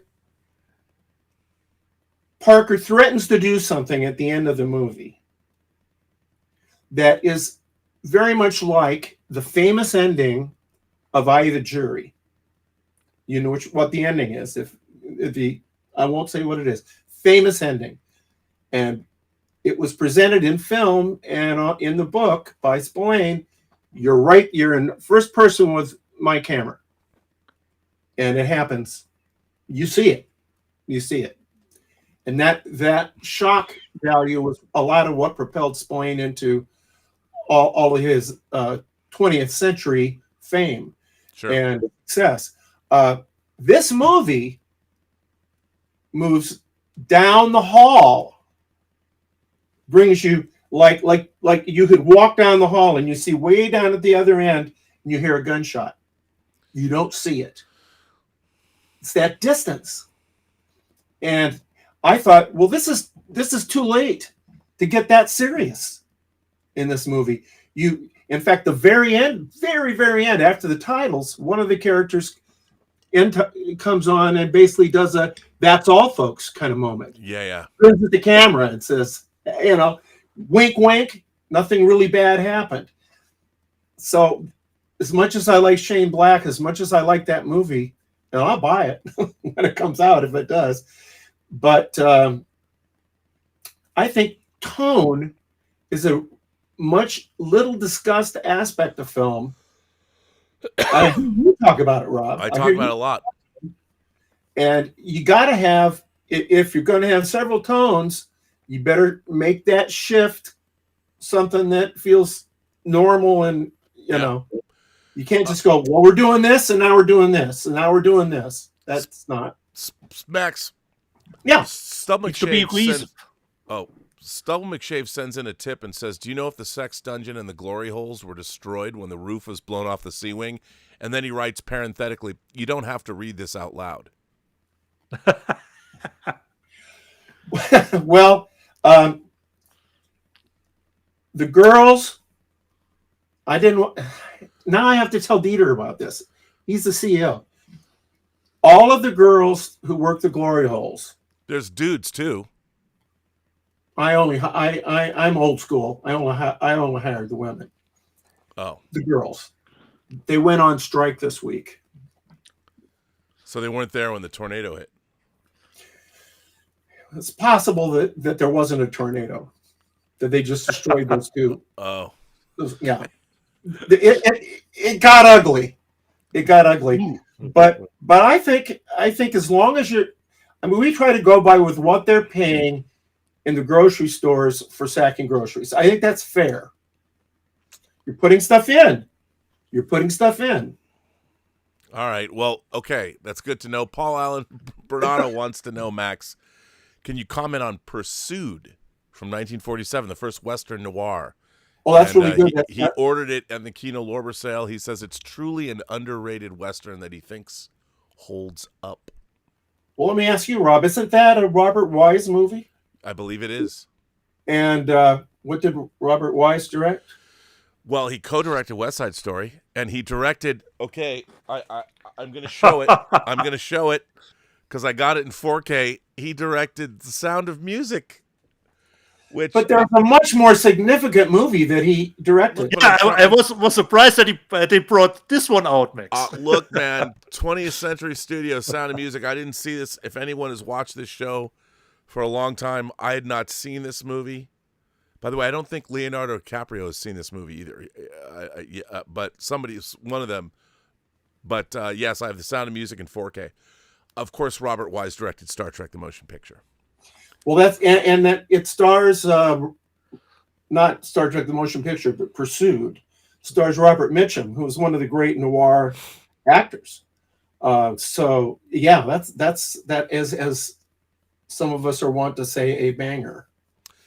It's a good one.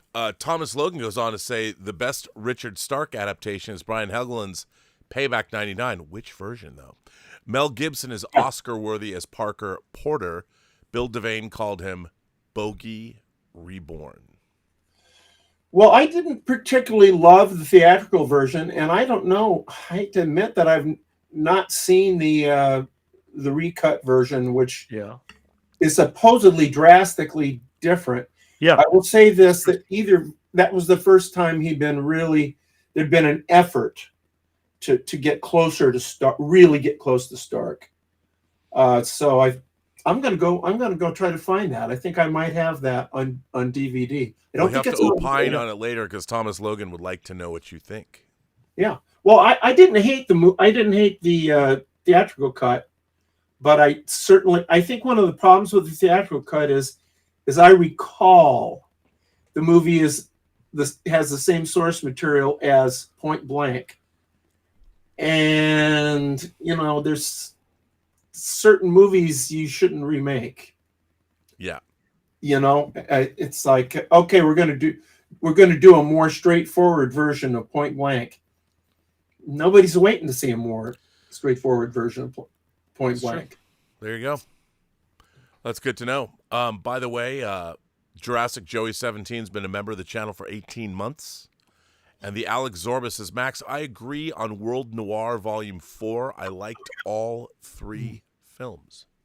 It's a great box.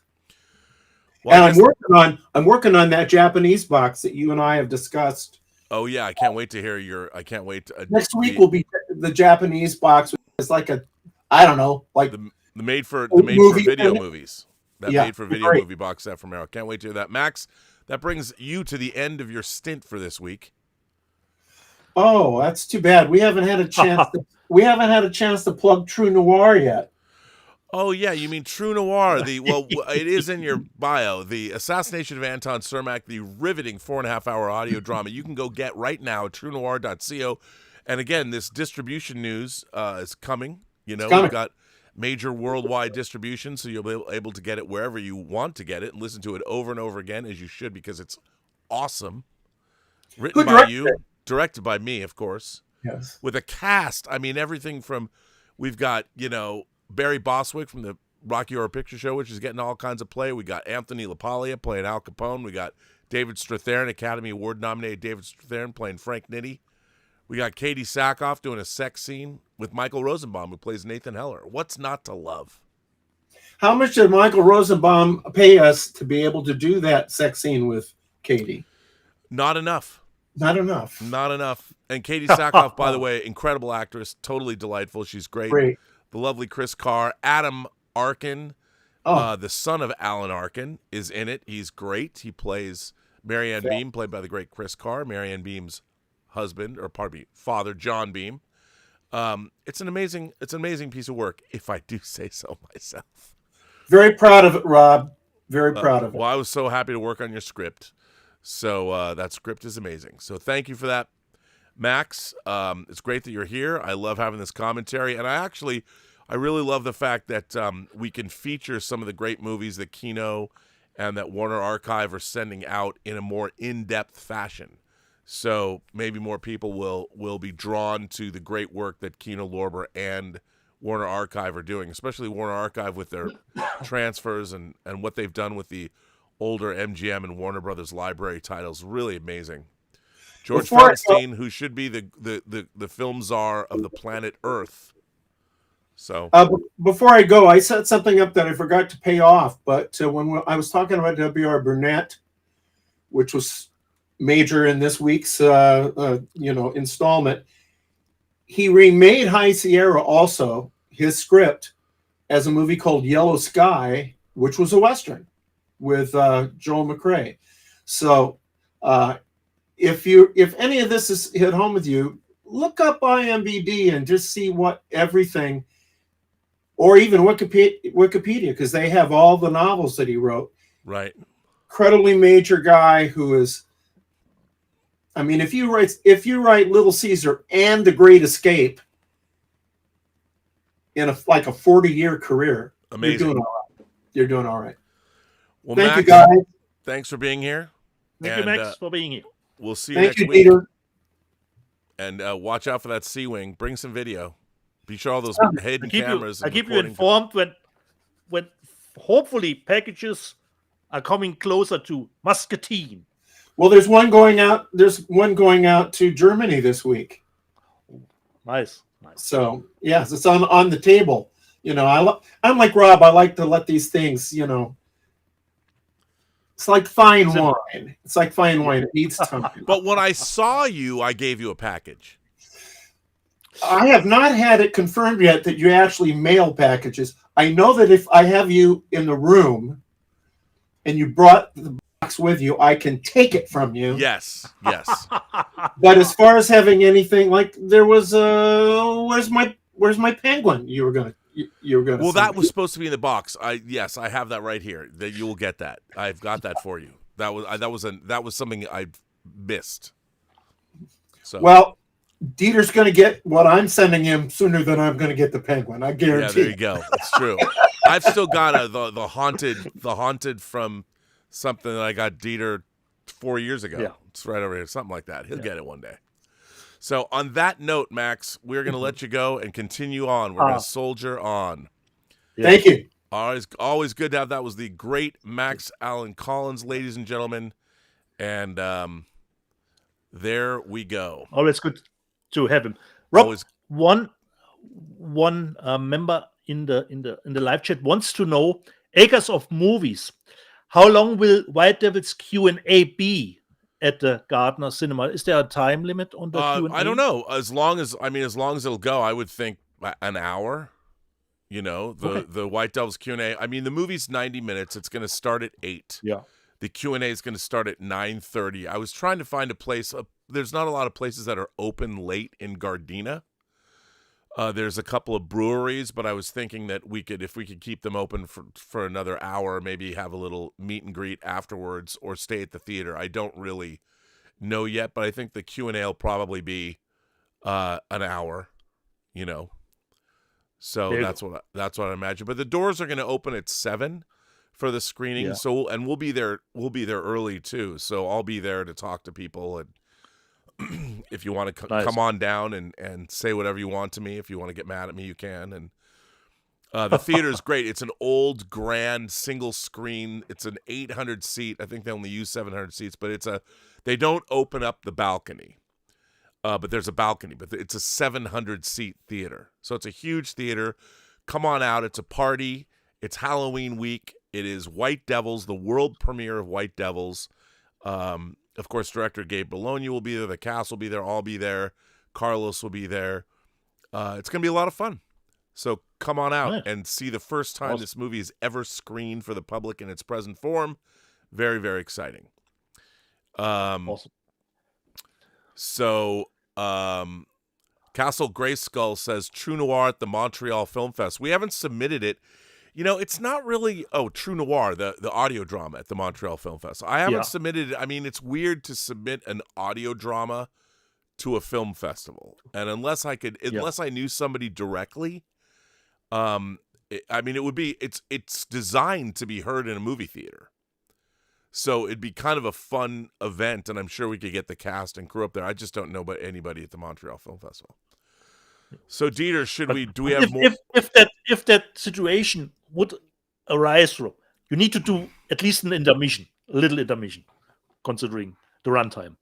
Yeah. There'd have to be. Well, we would do an intermission. Yeah. Blackadder Not I says, I saw a showing of Hundreds of Beavers with the actor doing a Q&A on Friday. It's such an inventive film and so much fun. He said that if he was given $10,000 to remake it, or $1 million to remake it, he'd make it exactly the same way and pocket the rest of the money.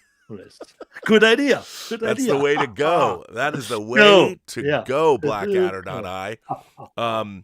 I just love that we get a Blackadder reference on this show all the time. Do you want to continue on? Yeah. Considering what I've got, I will show 2 or 3 more titles, and then I will give it over to you. So we were at Korean cinema with Dirty Money and Dark Nuns at the beginning of the show. And my third one, those 2 movies I have seen.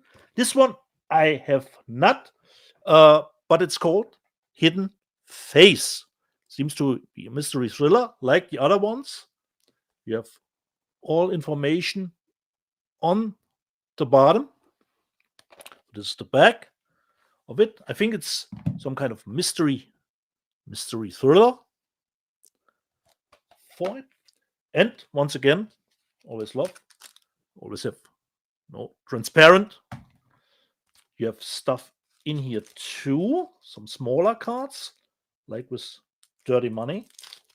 It always shows the appreciation the Koreans have for their physical media, but the only thing, they are all Blu-rays. None of those are 4Ks. This looks pretty nice. And where are the cards here? So we have some ghostly image. The back. Okay, looks a little bit like tar here. So a blind purchase, Rob. I hope it will shakes out. Then, Rob, you clipped out my review of this movie. And I'm glad to say, after watching it a second time, you don't need to delete it, because I stand by my judgment of the movie. It is as disappointing as the Steelbook is. This is an exclusive for Amazon. I've watched it yesterday again.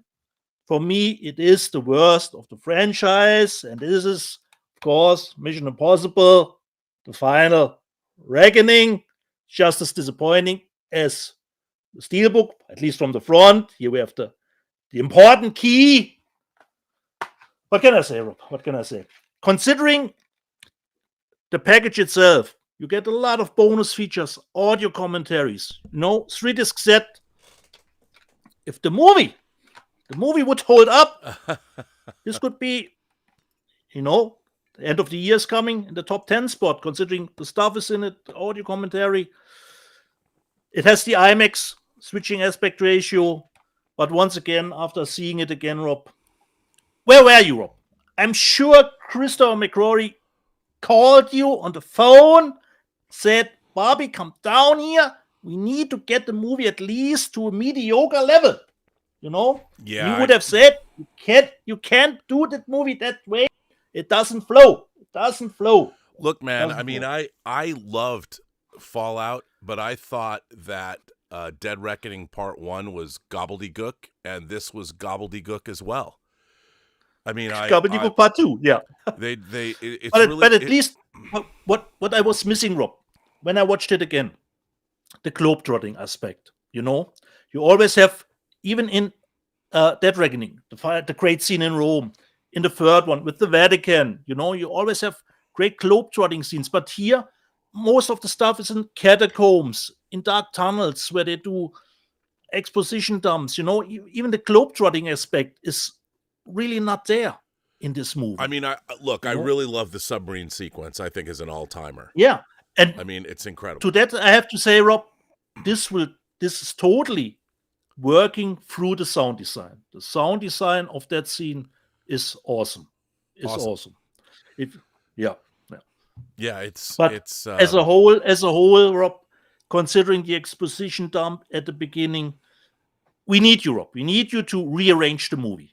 Start a little bit with the submarine sequence immediately because we already had to get the key. But don't show it completely, just to a certain point, little bit of a cliffhanger. Then the opening credits, you need to rearrange the movie, Rob. Get it to mediocre level. Get it to mediocre. I know. And cut stuff out, Rob. Cut stuff out.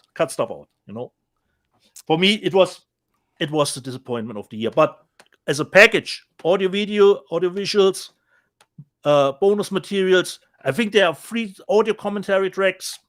This totally belongs. I mean, I have to tell you, I've got the steelbooks of. I got that Mission Impossible steelbook set. I bought all the individual ones that are all the same. Yeah. I did not buy Dead Reckoning, and I didn't order this because. Okay. I mean, in terms of even being a completist, I will never watch those movies again. I mean, I hate to say it. Understand why, Rob. But for me, Rob, That Reckoning now is legitimate after seeing that Reckoning. Yeah. But both of those movies are not. They don't make any sense. They don't make good with they have an AI protagonist like you've been joking around. Let's check in with that AI protagonist. Let's make him a real villain. Or her a real villain. Like you made that great joke, Lo. Yeah, but you keep bringing it up. Don't laugh. Let's check in the where's your master control program? From time to time. And the funny thing is, you have AI villains from, HAL in 2001. You've got Colossus and Colossus the Foreman Project. You've got Proteus and Demon Seed. I mean, and they make this evil AI that presumably is taking over the world. You don't even know why he wants. Like, they just tell you that he's going after these nuclear sites and he's not even taunting anyone. Like, why are you going? Okay, so now you've got all the nuclear sites. You don't even launch a nuclear missile. Who cares? What are you going to, I mean. Yeah. Unfortunately, disappointment of the year. We come to Eureka, but I will not take Rob's spot away because I don't have it. But what I have from Eureka is Eric Roberts' Ambulance. From Eureka. I've never seen that. Come on. Remember it vaguely, Rob? Perhaps from the VHS days. But it's not a 4K. It's just a Blu-ray. But comes always the first editions from Eureka come with a booklet. If you order the title often later, the booklet is not in it anymore. So considering the booklet, that's always a little bit of a limitation on that. So the Ambulance, not sure, perhaps I've gotten even a media book of it. Then the second one, Rob, I totally got sold by the cover. I have to be honest. Totally sold by the cover. A Hong Kong movie from the 80s. It once, internationally, we always got stuff copied from America, or America copies stuff from Asia. They wanted to do a little bit like a Texas Chainsaw Massacre, something in that kind of vibe. But unfortunately for me, even if there are audio commentaries that will tell you it's a hidden gem, not really. From Eureka, this is not Masters of Cinema. This is more Masters of Whack, I would say. It's called The Island. The cover sold me, Rob. I was wondering if the cover sold me, Rob. The cover sold me. But you have a nice little group of teenagers with their teacher going to an island, and on the island, there are a little bit of some rejects there. But Rob, in a 90-minute movie, if you're doing some kind of a slasher, you can't have your first kill after 70 minutes. There's only 20 minutes. When there's only 20 minutes left, that's no go. And there can't be 4 people alive at the end either.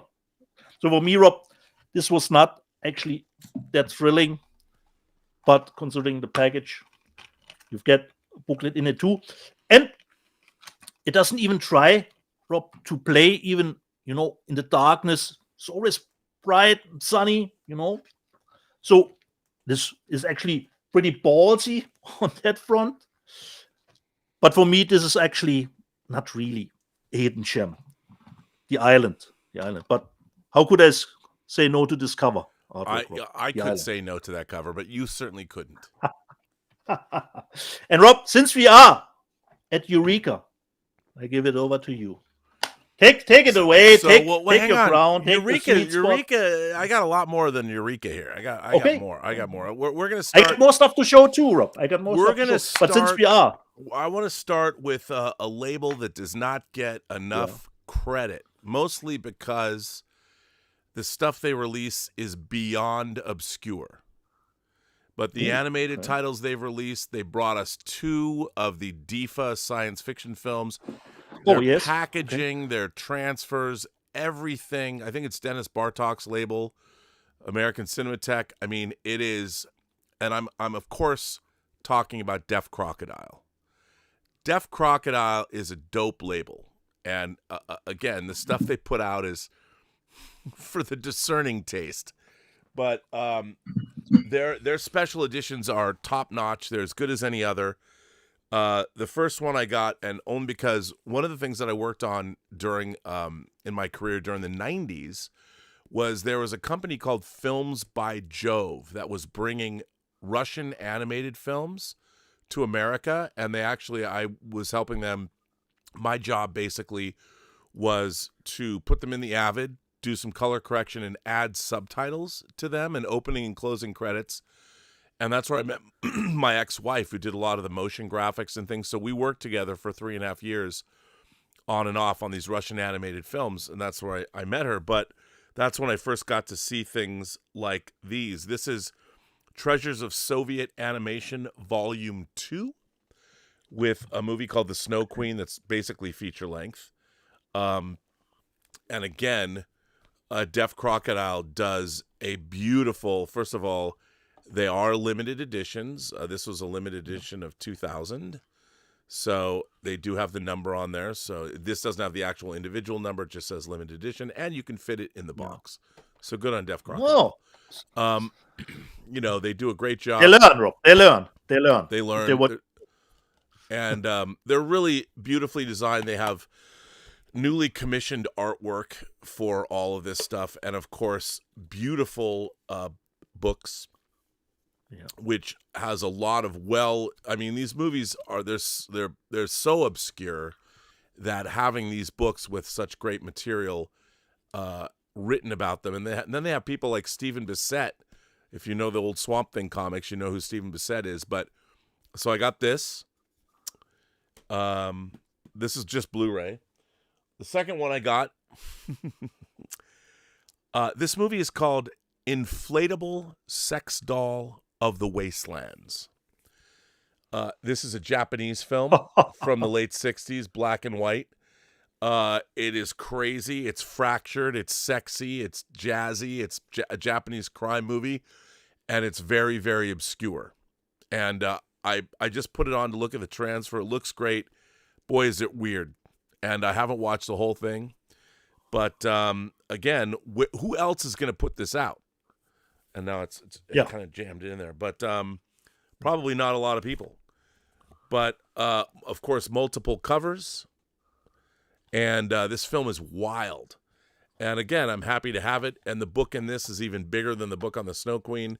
Ooh. But it gets in it. And it's got a lot of links to Criterion Japanese films of the period. And, again, I'm happy to have this. And I think this was an even smaller... This is a special edition of only 1,250. So, Nice. Inflatable Sex Doll of the Wastelands from 1967. Every day at 3 o'clock, I've been killing you in my daydreams, murmurs low rent hitman Suji. And they compare this to Point Blank and Memento. So they're the only people that would put this out. So here we go.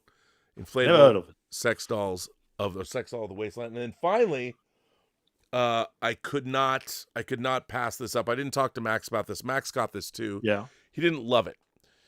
This is a time travel science fiction movie called Sirius, Eastern Bloc film from the 1940s. A truly marvelous rediscovery courtesy of the National Film Institute of Hungary. Director Arcos D. Hamza's Sirius is an intensely romantic time travel film with overtones of the Christopher Reeve, Jane Seymour star Somewhere in Time. Again, from 1942, in the midst of World War II in Hungary, apparently they were able to make this movie. Again, the packaging is beautiful. You know, it's got that hard matte finish. Yeah. It's just fantastic. No one else would find this movie, much less release it, other than Deaf Crocodile. So I'm always looking out. Everything I've ever bought from Deaf Crocodile has been fascinating and definitely worth getting. So that was very exciting to acquire. Yeah. I also got the on the Russian animation that you got from Deaf Crocodile. Is there an audio commentary on it? Yes. Yeah. Can you look up from who? Is it from James Hancock? A YouTuber? Hang on, let me see. No, not James Hancock. Okay. He talked about doing an audio commentary on some, I think, Deaf Crocodile titles. Yeah, well, they're always doing some really interesting stuff. So good on them.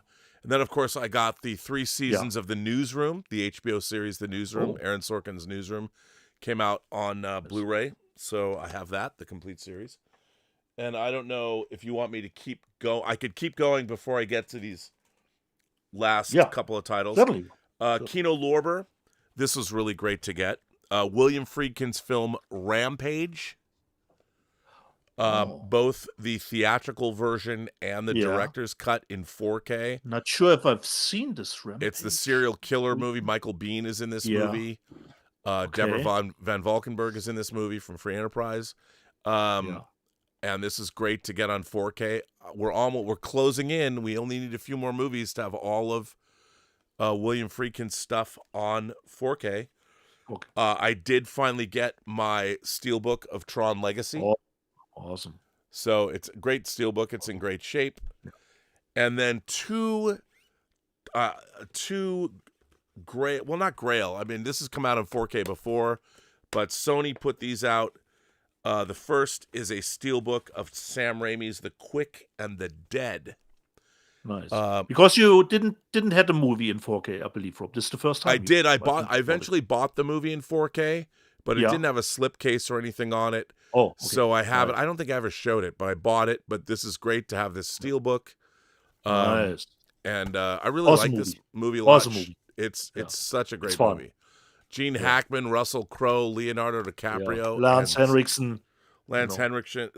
I mean, it's what a fun movie.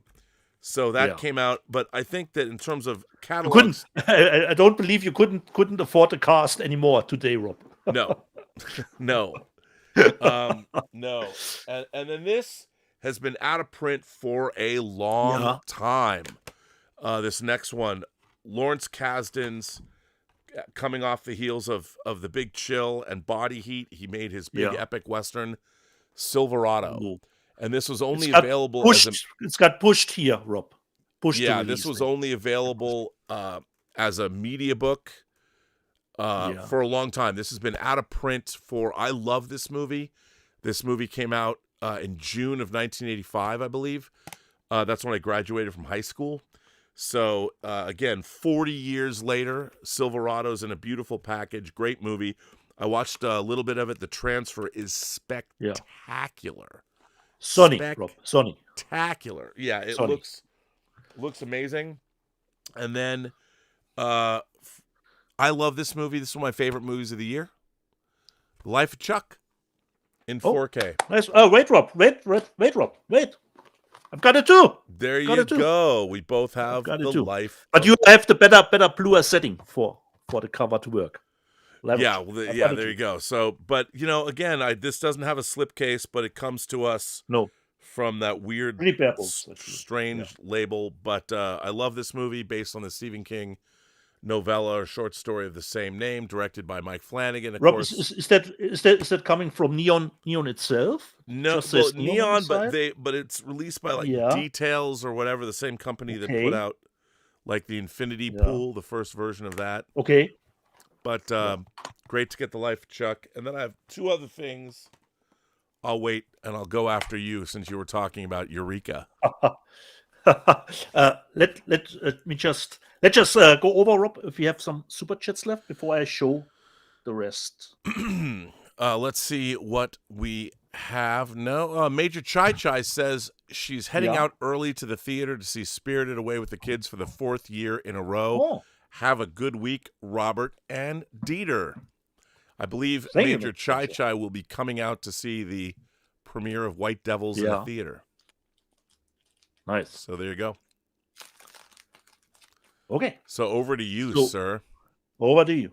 The last ones. I think, I'm not sure if Rob showed this, but he did a observation about Catherine Bigelow, and I waited for a price drop for the 4K of K19, the Widowmaker. Nothing too fancy about it. Blu-ray. Let me just check. No, it's not reversible cover artwork, but I think the Blu-ray should comes from the 4K scan too. I was a big fan of this show, and I think I own all seasons on Blu-ray, but there was actually a movie after the show, which I still have to watch. I loved Winona Earp, and they did a little bit movie later, which is called Vengeance, and it's actually on Tubi. Someone likes to watch that on Tubi for free, but this is from Tesla. In UK you can get a Blu-ray of it. Then I totally love when Shudder or those companies put out those transparent packages, and I bought Revealer. Haven't seen it yet, and they always come with booklets, and this is actually a pretty thick one to put in there, and it even has a little bit of a comic part in it. Not seeing it, cat in the bag, totally, but like I said, thick booklet with a comic part in it. Revealer. Then the second one, not from Shudder, but almost in the same edition, from Jamie Babbitt, who did actually, but I haven't seen it yet. But I'm a Cheerleader 2. But I'm a Cheerleader. She did, this is an older movie called Breaking the Girls, and I quite enjoyed it. It doesn't have a good rating because if you come to it from a logical perspective, one thing has to fit in another that the movie can work. But if you can, sometimes you need to go with the flow. I was really thought this is a nice, really nice erotic thriller where she talks a little bit about in the bonus section, making it erotic, but in the R-rated realm, And we get booklet 2, Strangers in a Swimming Pool. So this I quite enjoyed because there are lots of twists and turns in the movie. Let me just see if I can find out. It was from 2012. It's only 83 minutes, but I quite enjoyed it. I don't know if this is the first release the movie has gotten on Blu-ray or just new release with new bonus features. Breaking the Girls. Then let me just see. Getting close. I already own Superman as a steelbook, but this is internationally it is available, but in Germany it was an exclusive on PlayOn, on the PlayOn website. It's a steelbook too, but I love the design work, and it already has a separate slip, so I bought Superman again, Rob. What I love is that underneath it's not the same, so the S is a little bit onto the side here. So this is more like Festung of Solitude here. Of course, the discs are the same in it.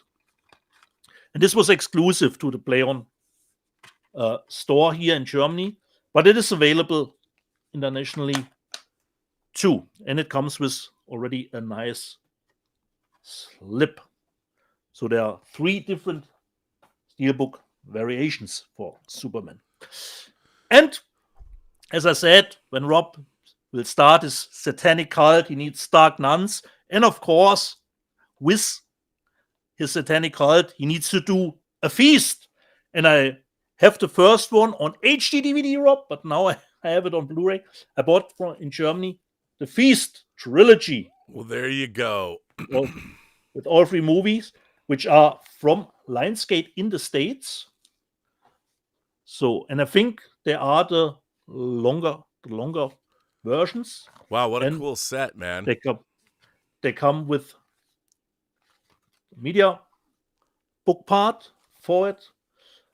But I'm not sure if I even have seen 2 or 3. I only remember the first one. And you could choose another cover variation, but I chose more the one that I had on HD DVD. The other one was more Tron, but this was more up my alley. Feast, the trilogy. Wow. And the last 3, I think, I'm not sure if Rob showed it, because I hadn't bought it, but I remember this movie always seeing it in the theaters, and I was still thinking, even if I was still in my teenage years, this movie is actually not really for kids, considering how the puppets look. I bought as a steelbook from Shout the Dark Crystal. Wow, nice. 4K, because we know Shout does later often steelbooks of their 4K releases, so they release stuff over and over again. So, but I didn't bought the Dark Crystal yet, so this is the first time for me. Nice purple, fitting right here with Megan, considering the purple. Then Cat in the backdrop, but how could I say no to this cover? Let me just look in it here quickly, because I think this movie was from Argentina or Chile, somewhere. Remember, it says here, Argentinian science fiction horror movie with AI going into porn. It's called Mariah. Wow. It had 3 different cover variations. This was the one I've chosen.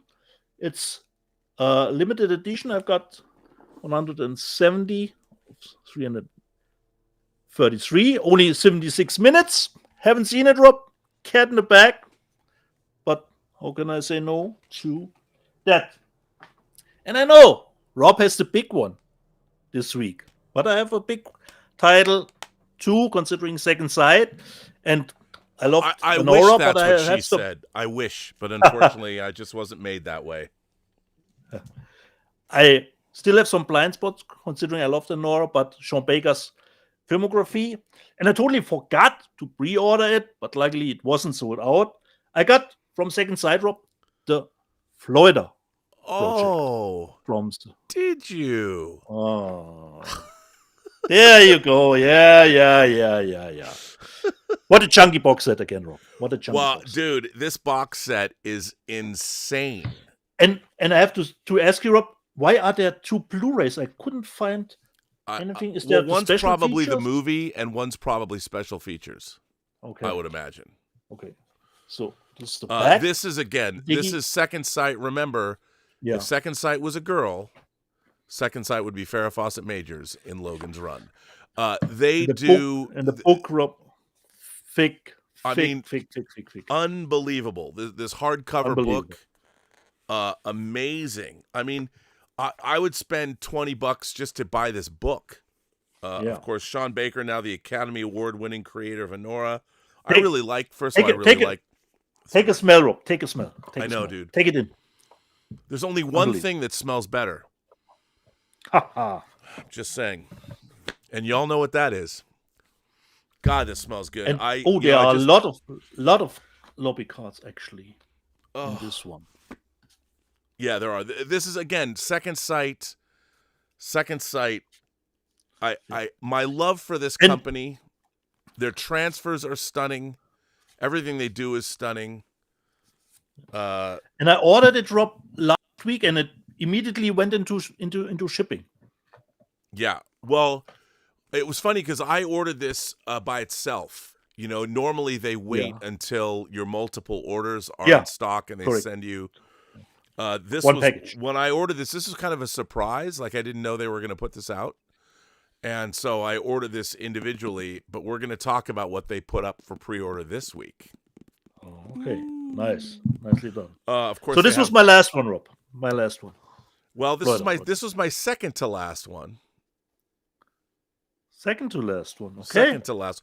So you have still one in stock. Still one. I still have a disc now. You and I both know that this last one should have been a second sight title, and like I don't know. I don't think I've ever read because they released the other from those eras. So yes, there are the quadrilogy of French extreme titles, of which Second Sight has released 3 of them. Yeah. So we have Frontiers.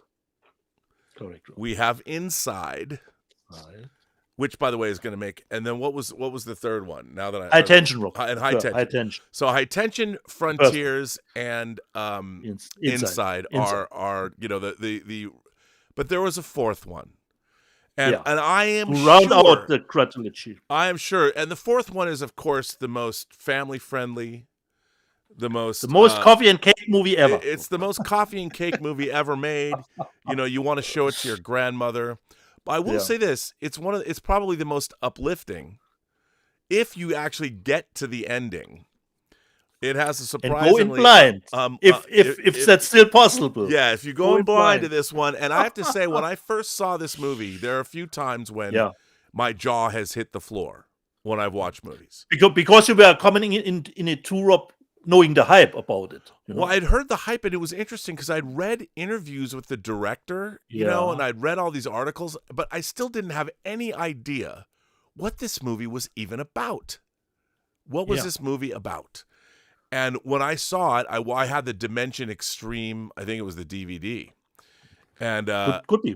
It was right around the corner up when Blu-ray even started. Yeah, and I put it on, and I have to say, the twists and turns this movie takes. If you don't know anything about it, I knew not. I was like, I'm like, what?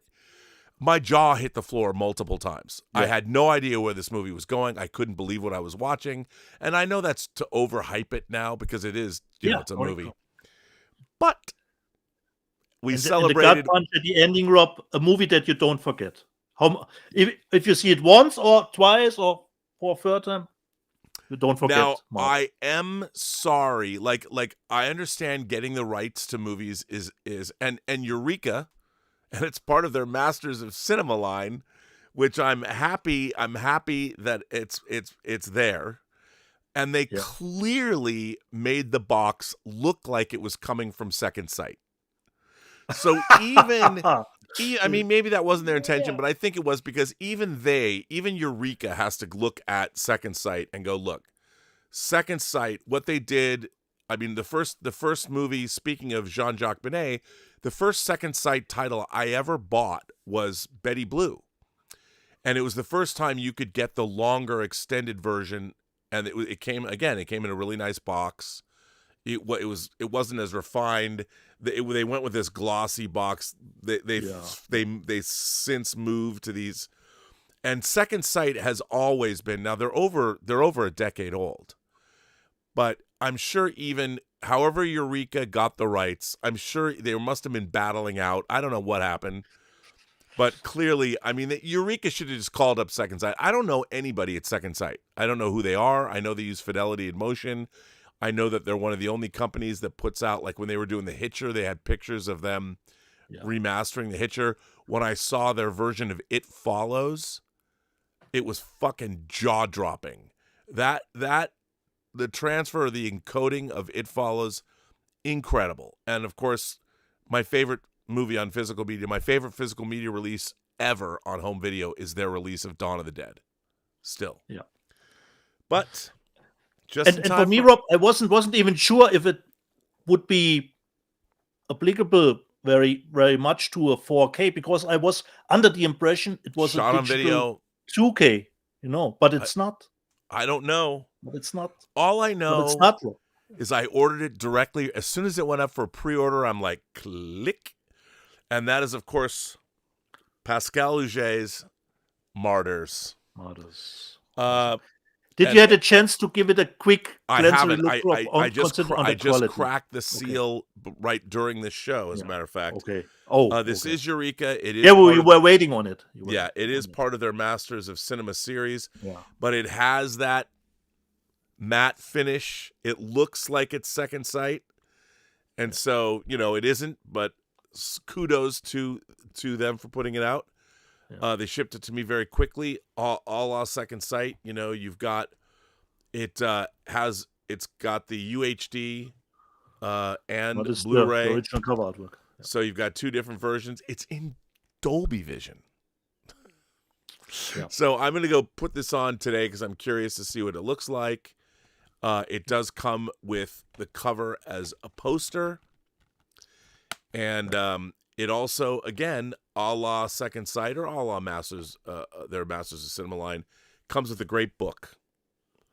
And a lot of good stuff in here. It looks, there's an article called A French Censorship Scandal that I really look forward to jumping into and reading about it, because I can only imagine what the French censors thought of this movie when they saw it.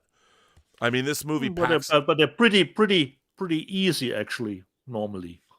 Yeah, I mean, but this movie... But even Martyrs perhaps crossed the line for them. This movie packs a punch. Yeah. I must wipe this off, make sure I don't leave fingerprints on it. That's because I'm anal retentive. But I was under the impression, Rob, that the movie was shot digitally, but it's actually... I mean, I'll have to read about the transfer. We'll see how it looks. It's an 18. If you haven't seen Martyrs, hey, just go in cold. You're missing out. You are missing out. But it's not for everyone. That is that's my haul this week. Make it a double bill with the other recommendation from Rob, with the coffee table. Make it a double feature. Yeah, the coffee table, in fact, did come out from Second Sight. Yeah, correct. Which is a great one to have. Awesome. So yeah, that's my massive haul for 2 weeks, which is crazy. Mine too, Rob. Big. Jason Webster sends out a super chat and says, "I love Korean action cinema. The Villainous from 2017, The Man from Nowhere from 2010. Villainous. The Man from Nowhere came out from Second Sight. No Tears for the Dead from 2014, and The Witch Part 1 Subversion, but from 2018. Awesome. The Witch. First. I still think we need a third one. That it wasn't resolved completely. We need a third one. I remember now. Well, there you Trilogy go. is not complete yet. Des Doyle sends in a super chat, and Des says, "Thanks for a shout out for his podcast." Oh, you mean the State of the Arts podcast, Des Doyle? Yeah. Des, of course, Deciding Island.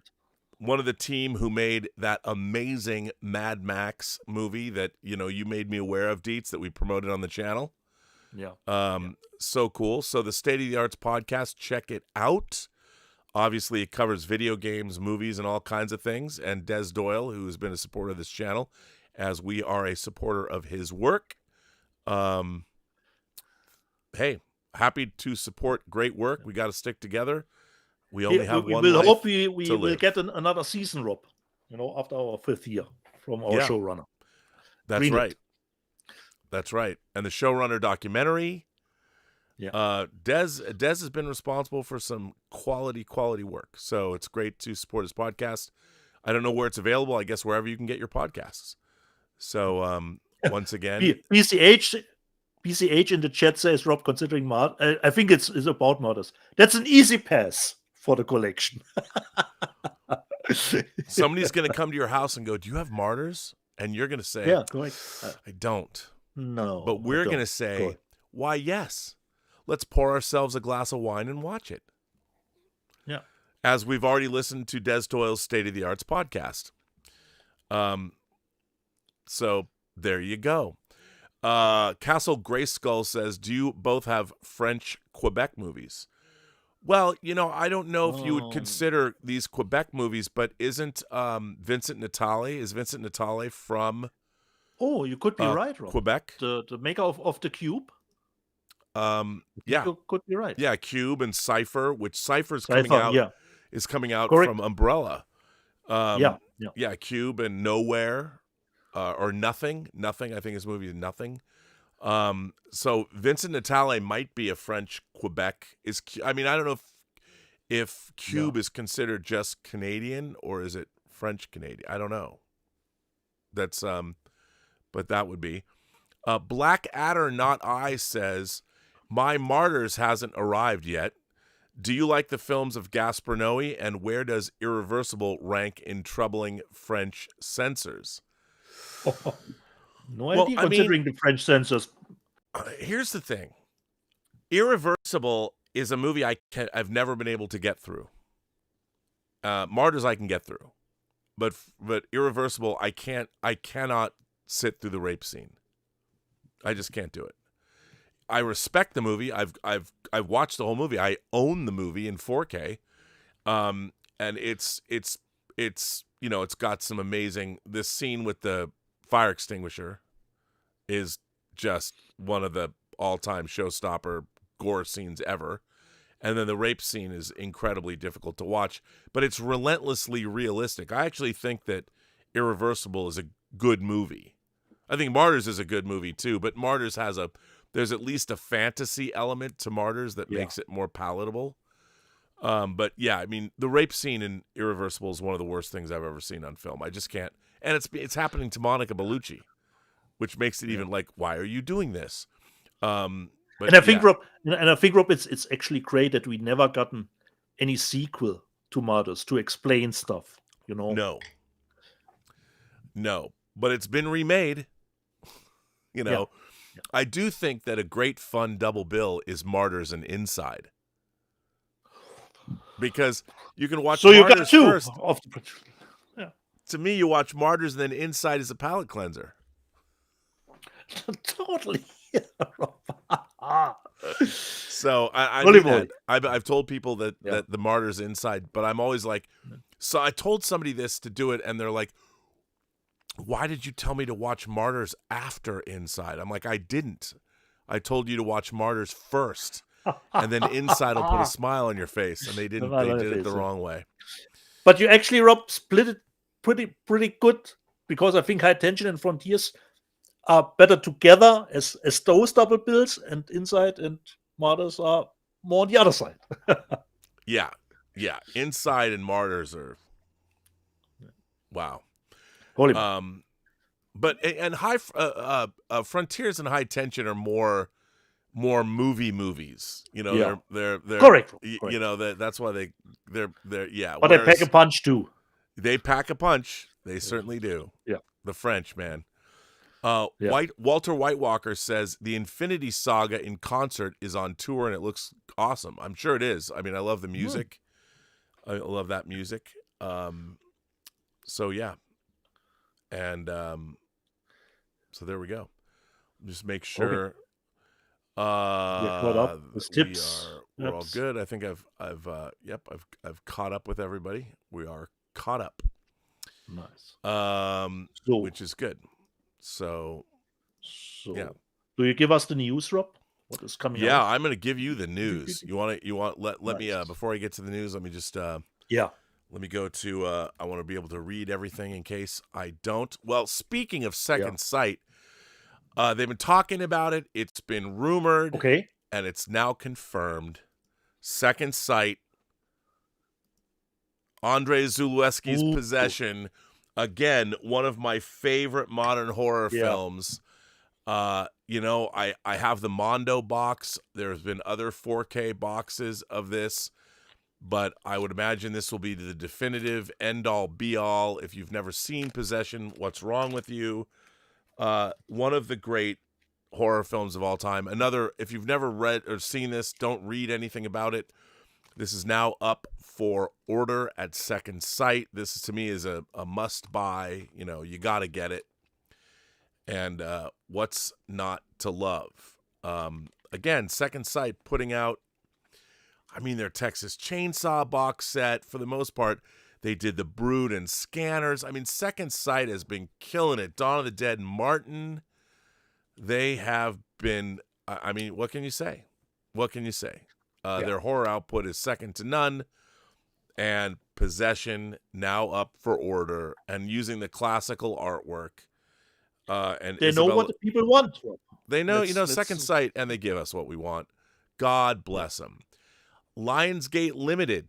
Now, I wrote 2 articles. They did not ask me to write these articles, but after the week I had, I wanted to make myself feel better, so I wrote 2 articles on these 2 upcoming releases from Lionsgate Limited. Of course, you got me that great 4K years ago, but they are putting out American Psycho in 4K. Lionsgate Limited, look at this package. This is pretty great. They even have a Patrick Bateman. They have the Huey Lewis album. They put in the soundtrack too, Rob? Yeah, but the American Psycho soundtrack with the Hip to Be Square with album him cover. on the cover. Yeah, that is so funny. Fantastic. Absolutely fantastic. Happy Rob, isn't there a remake in the works? Yeah, Luca Guadagnino is after the hunt. Yes. He's doing it because why not? So that'll be interesting to see where he takes this. So this coming from Lionsgate Limited, very excited. And also another film that is way overdue for the 4K treatment, Neil Marshall's The Descent. Oh, nice. What a great film this is. His best. Yeah, I think it's his best movie. It's a fantastic film in 4K. Lionsgate Limited has us covered. Lionsgate Limited is also, I don't know if this is regular Lionsgate, but there's 2 different versions. They're putting out on Blu-ray. This might come out as a Lionsgate Limited copy. The Long Walk. And there's the steelbook. There's what it looks like. And you go, Lionsgate, also a sponsor of this channel. The lovely Lisa Stevenson over there at Lionsgate making the good stuff. But I don't think it's limited to their website, Rob. I don't even think it's on their website. I just hope they send it to me. It's a normal wide release. You can purchase this everywhere. But how great is this? Good stuff, indeed. So we've got that. And then now, not to be outdone, people know this because we're 2 weeks old now, but with Lionsgate delivering and with Second Sight delivering, we've now got Criterion. And this is the first Criterion list of titles coming out in 2026, beginning with Captain Blood in 4K, one of Errol Flynn's great movies, directed by Michael Curtiz of Casablanca fame. Olivia de Havilland, Captain Blood, aside from the adventures of Robin Hood, what a great movie. Good one for Criterion. Jonathan Glazer's Birth with Nicole Kidman. I really like this movie a lot. Jonathan Glazer's a really interesting filmmaker, Under the Skin. Yeah. The movie he made about the what's the concentration camp movie? Why am I drawing a blank on it? But that's coming out. John Huston's The Dead. Interesting. And then this is crazy. The Johnny Depp film by Jim Jarmusch, Dead Man. And then we have Kiss the Spider Woman, Hector Babenco's Kiss the Spider Woman from the 80s with William Hurt is coming out. And this lovely movie in 4K, Yi Yi, is coming out. Edward Yang's Yi Yi, great movie. And then there is, of course, this, Caught by the Tides. Now, I have to say, I didn't know anything about Caught by the Tides. I don't even think I'd ever heard of Caught by the Tides. But in this visionary chronicle, 20 years in the making. Yeah, many years in the making, and it's a Chinese movie, and I really love Asian cinema, so this to me seems like a must-buy.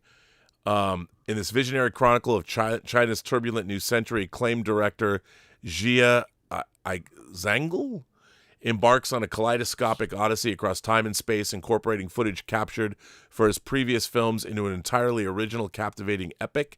Drawing on a 23-year collaboration between Jia and actors Zhao Tao and Li Zubin, Caught by the Tides casts them as a pair of estranged lovers tracking these characters across an increasingly alien China as they age in real time.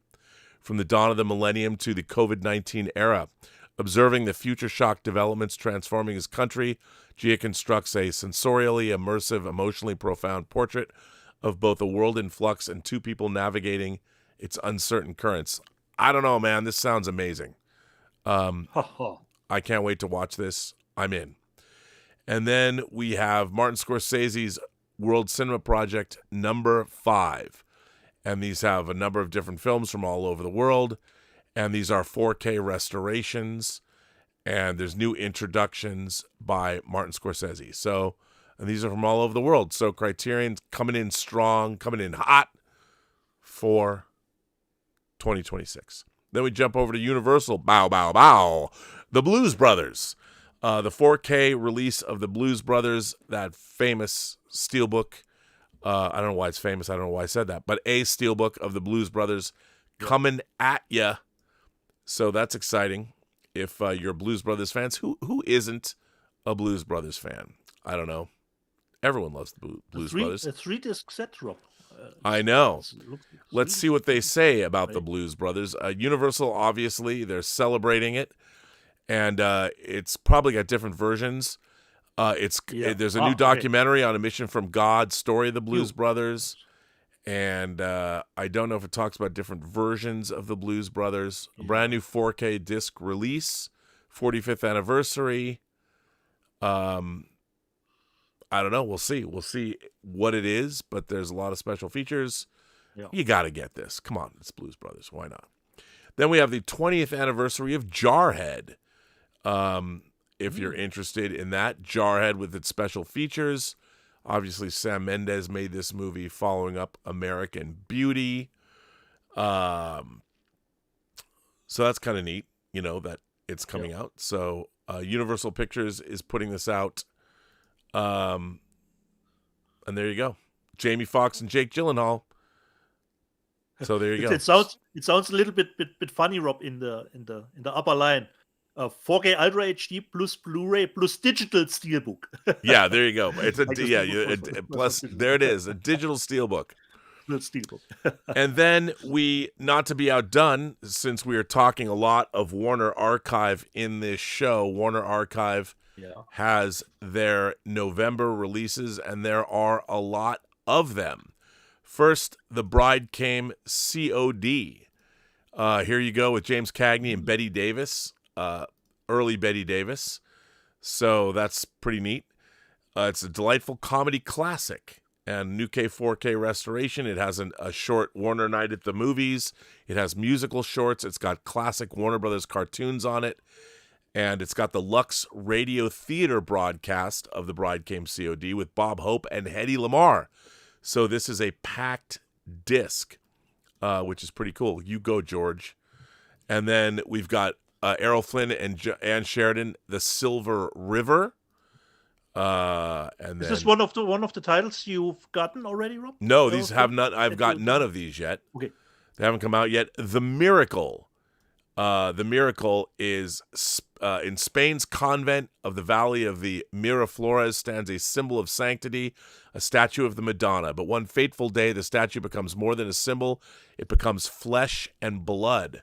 One of the 20th century's most popular stage productions, The Miracle hit the big screen, filmed in the spectacular Technorama format with Carol Baker, plays a postulant nun, Teresa. She forsakes the convent to rejoin the soldier she loves, starring Roger Moore in a role predating the Saint and James Bond, and falls in with worldly gypsies. I mean, come on. And by the way, this is a 6K restoration from the Technorama camera negative. So there you go. That's pretty neat. I've never seen that, but now I want to see it. You go, Warner Archive. And then we've got Leslie Howard and Bette Davis and Olivia de Havilland in It's Love I'm After. Well, that's what they all say. I'm after that too. But another classic film with a great cast. What's not to love? Then I Love You Again with William Powell and Myrna Loy. How many movies did they do together? I Love You Again. I Love You Long Time. That's what she's saying. And then, of course, Alan Ladd and Virginia Mayo in Iron Mistress. Hey, that looks good. I've always wanted to find an Iron Mistress myself. And then a Marx Brothers movie, Groucho, Chico, and Harpo at the circus. So, hey, I'd say Warner Archive has us covered for great classic cinema. Then we jump over to Severin is releasing, this is not their normal bill of fare, The Wild Geese. Severin UK, it's preparing. I mean, I see this as a big British war movie.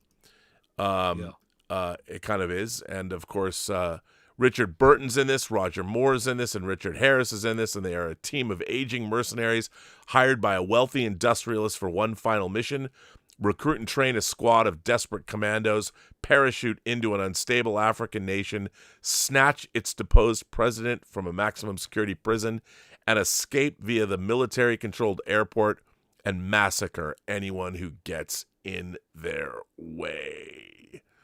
Yeah. So Hardy Krüger is the fourth one. And there you go. Yeah. And it's a 3-disc set. Why not get this? Because it's cool.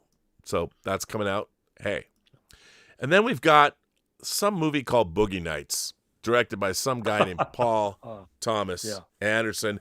Now, of course, this is the Steelbook that, of course, I love this movie. It's my favorite Paul Thomas Anderson movie still. And I was able to snag the Steelbook. Thanks very much. It's Nice. long. I mean, you got to get it. And if you didn't, well, I don't know what to tell you, but it's coming out as a standard edition as well. Then for you, because you love their films so much, even though they don't always deliver, like The Island, 88 Films has a banger slate coming to us. And here we go. The first of these is, of course, Saga of the Phoenix. When an ancient evil stirs once more, monks Peacock and Lucky Fruit are called back into action to confront a new supernatural threat. This time their quest draws them to Hong Kong, where they must protect the innocent and face an unholy alliance of demons and dark sorcery. Blending frantic martial arts, grotesque creatures, and wild practical effects, Saga of the Phoenix amps up the chaos of its predecessor. So this is a sequel, with even stranger monsters, surreal comedy, and over-the-top spectacle. So what's not to love? This is from the late 1980s. What was the first movie? On the cover. I don't know. Then they're releasing a movie. This is a really eclectic slate. Craze. And Craze. Jack Palance it's again. Jack Palance's mild-mannered antiques dealer Neil Motram hides a monstrous secret. Obsessed with an African idol named Tuku, Montram discovers that ritual sacrifice brings him both wealth and power. What begins as a shocking accident soon descends into a spree of murder as Motram lures unsuspecting women to their doom while his fortune and ego grow out of control. I would watch this movie. That sounds great to me.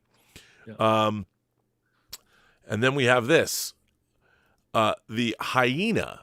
Again, this sounds great. Okay. From the notorious imagination of filmmaker Joe D'Amato comes a steamy tale of seduction and suspense. When a gun-toting stranger invades the home of a former model, a dangerous game of desire and deception unfolds. What begins as a tense confrontation soon spirals into a web of lust, betrayal, and murder, where no one can be trusted and passion proves deadly. The Hyena mixes erotic tension with neo-noir intrigue, delivering a provocative thriller that blurs the line between pleasure and peril. Brand new restoration. So there you go. What's not to love about that? Look at that cover. There's boobs on it. You know how we love boobs on this channel. All boobs. Small boobs, big boobs. They're there. Painted boobs are good too. And here we have next coming at you, Over Your Dead Body. Takashi Miike's Over Your Dead Body is a haunting tale where art and reality collide. Set against the backdrop of kabuki production, the story follows actors whose personal jealousies and desires dangerously mirror the ghostly play they perform. As tensions rise, the boundary between stage and life dissolves, unleashing a nightmarish spiral of obsession, betrayal, and supernatural horror. Elegant and chilling. What's not to love? And that sounds great to me. And then a full moon movie, Crash and Burn, coming out from 88 Films. Gotta love them for delivering the movies. And then, crazily enough, 88 Films is bringing. I mean, if that list wasn't eclectic enough already, they're bringing us a slasher movie too. Don't Open Till Christmas. There you go. One of the most shocking UK slashers ever made. Don't Open Till Christmas has everything you'd want from a movie set in the most sordid parts of early 80s London. European exploitation favorite Edmund Perdome directs and stars in this infamous Nasty, which has little seasonal cheer but plenty of blood to go around. It's Christmas time in the East End, but someone with a grudge against St. Nicholas is killing anyone dressed as Santa Claus. Can Chief Inspector Harris of Scotland Yard save the day and stop the ever-increasing body count? Violent with a real mean streak running through it, this is a prime example of British exploitation movie making, which captures the era perfectly as it's filled with peep shows, tinsel, and Caroline Munro biting out of a cracker. A Christmas classic with all the seediest trimmings you could want. Sold. Caroline Munro. You had me at Caroline Munro. There you go. Buying it. Then we go to Shout Factory. We leave 88 Films and go back to the States. Shout Factory continues on with their Oliver Stone filmography. Snowden, about Edward Snowden, coming out. Pretty cool. I like that movie, actually. The Libertine is coming to us with Johnny Depp. And The Libertine is coming to us from Screenbound Pictures from Britain. And they're putting out a 4K Blu-ray. Oh, pardon me, they're not. This is not. The Libertine, of course, stars from 2004 Johnny Depp, John Malkovich, Samantha Morton, Rosamund Pike, and Tom Hollander. And this is going to come out on November 10th. Now, this thing I don't know anything about, but it's coming out from Oscilloscope Labs or Studios or whatever. Yeah. Oscilloscope Labs is preparing a Blu-ray release of Matthew Rankin's Universal Language from 2024. And I don't know anything about this, but whatever they put out has been always relatively interesting. In a mysterious and surreal interzone somewhere between Tehran and Winnipeg, that's a big space, the lives of multiple characters interweave with each other in surprising and mysterious ways. Grade schoolers Negan and Narzol find a sum of money frozen in winter ice and try and claim it. Meanwhile, Moussaoud leads a group of increasingly befuddled tourists through the monuments and historic sites of Winnipeg. Matthew quits his meaningless job in a Quebec government office and sets out upon an enigmatic journey to visit his mother. Space, time, and personal identities crossfade, interweave, and echo into a surreal comedy of misdirection. There you go. There you go. And let's see, what do we've got next? Oh, look at this. We have next the 10 Commandments Steelbook coming to us from Paramount. Pretty neat. If you want the 10 Commandments, I already have the 4K, but if you want it, you can get it.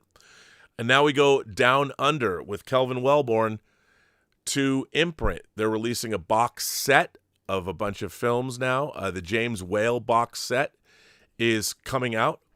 And these are new director hard boxes, as like they have with their UFO hard box. So in this box set, The Old Dark House, Kiss Before the Mirror, The Man in the Iron Mask, and Green Hell, which is a worldwide first on Blu-ray, and Wives Under Suspicion, which is actually in standard definition, but it's in this box. So that's pretty great if you like James Whale. It obviously doesn't have the Frankenstein movies.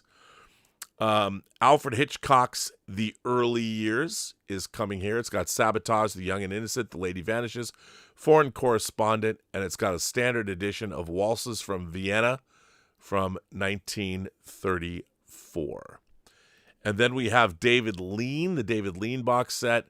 This has Passionate Friends, Madeline, The Sound Barrier, Hobson's Choice, and Summertime. And that's what they got cooking with their box sets. Now we go over to their sister label, Via Vision. Aeon Flux is coming to us in 4K if you want it, in a big box set from them, along with John Carpenter's Vampires. This is something that's already out on 4K from Shout Factory, but this looks like a pretty cool set if you like the movie. So that's fun. If that's Which Rob wants a remake of. I want to remake it badly. Then we've got, speaking of John Carpenter, his first feature, Dark Star, which began, this is a big 4K box set from Fabulous Films. Not VCI, maybe VCI will put it out in the States. And this definitive 4K restoration has been expertly restored from the original 35mm film reels. The soundtrack has been digitally enhanced and fully restored in Dolby 5.1. And so there you go. It's full of all kinds. It's got new documentaries, all kinds of stuff. There's 2 versions of the film in here. So what's not to love? You got to have this. It was one of the very first videotapes I ever bought 45 years ago. So why not end my life with this big box set? Looks good to me. Then we have Riefenstahl coming to us from Kino Lorber. This is a documentary about Leni Riefenstahl, right? Am I saying it right? Correct, bro. Okay, Correct. you taught me how to say that. Kino Lorber is going to release Like this. Dieter, bro. Like Dieter. Even like Dieter. Riefenstahl. Yeah. Correct. Which is exciting. Awesome. So that's coming to us from Kino Lorber. That'll be great. They always put out those great documentaries. This is on Blu-ray. The Legend of Ochi is finally coming out in 4K. So British label is putting this out in Britain. So there you go. And that's, of course, The Legend of Ochi. And it's got Finn Wolfhard and Willem Dafoe and Emily Watson. So that comes out in October, which is exciting. Then we have this, The Red House. And The Red House comes to us from Film Masters. This is from 1947. It stars, of course, as you can see right there, Edward G. Robinson. And there you go. And if you want that, it sounds great. Hey, I don't know this movie, but I'm sure it's good because I love Edward G. Robinson. Again, from Kino Lorber, I said it earlier, the 100th anniversary collector's edition of Beau Geste, which is pretty amazing that it's coming to us 100 years. 100 years. Film Preserve. Actually, this is not Kino Lorber. Did I say it was Kino Lorber? Maybe it's one of their. No, it's not Kino Lorber. I'm wrong. I'm sorry, Kino Lorber. It is the original 1926 Beau Geste. It won Best Picture by Photoplay magazine, and it's been remade multiple times. It's never exceeded its power to thrill audiences with its tale of family, adventure, mystery, and brotherly love. And, of course, it stars Ronald Colman, and it's from the novel by P.C. Wren. So I mistakenly called that out as Kino Lorber, which it is not. I'm a douche. Again, we have another Fernando Del Leo movie. Actually, this is not a Fernando Del Leo movie. It just looks like the Fernando Del Rio sets. It's young, violent, and dangerous. It's written by him. So, yes, it's coming out. And these raro releases of all these Italian movies are great. This is Kino Lorber's partner label. So there you go. Probably another great crime thriller. Kino Lorber's also bringing us Walking Tall with Dwayne Johnson in 4K. Nacho Libre in 4K. Nacho Libre with Jack Black coming to us from Kino Lorber. And then we have the Omniscient Reader, The Prophecy. Yeah. Blue Fox Entertainment will release a 4K Blu-ray edition of Kim Byung-woo's Omniscient Reader, The Prophecy. This is only going to be an upcoming Blu-ray release, but this is 4K. And hey, that's pretty cool. An ordinary worker has been the sole reader of 3 Ways to Survive the Apocalypse, an obscure yet captivating novel for over a decade. When the fictional world becomes reality, apocalyptic chaos ensues, and he finds himself the only person who can change the story's ending. That sounds neat. Sold. Yeah, I'm in. Sold. Count me in. Right there with you. I didn't know. It says there it was a webtoon series. From yeah, and it's coming out. In Our Day, coming out to us from Cinema Guild. This is Hong Sang-soo's In Our Day.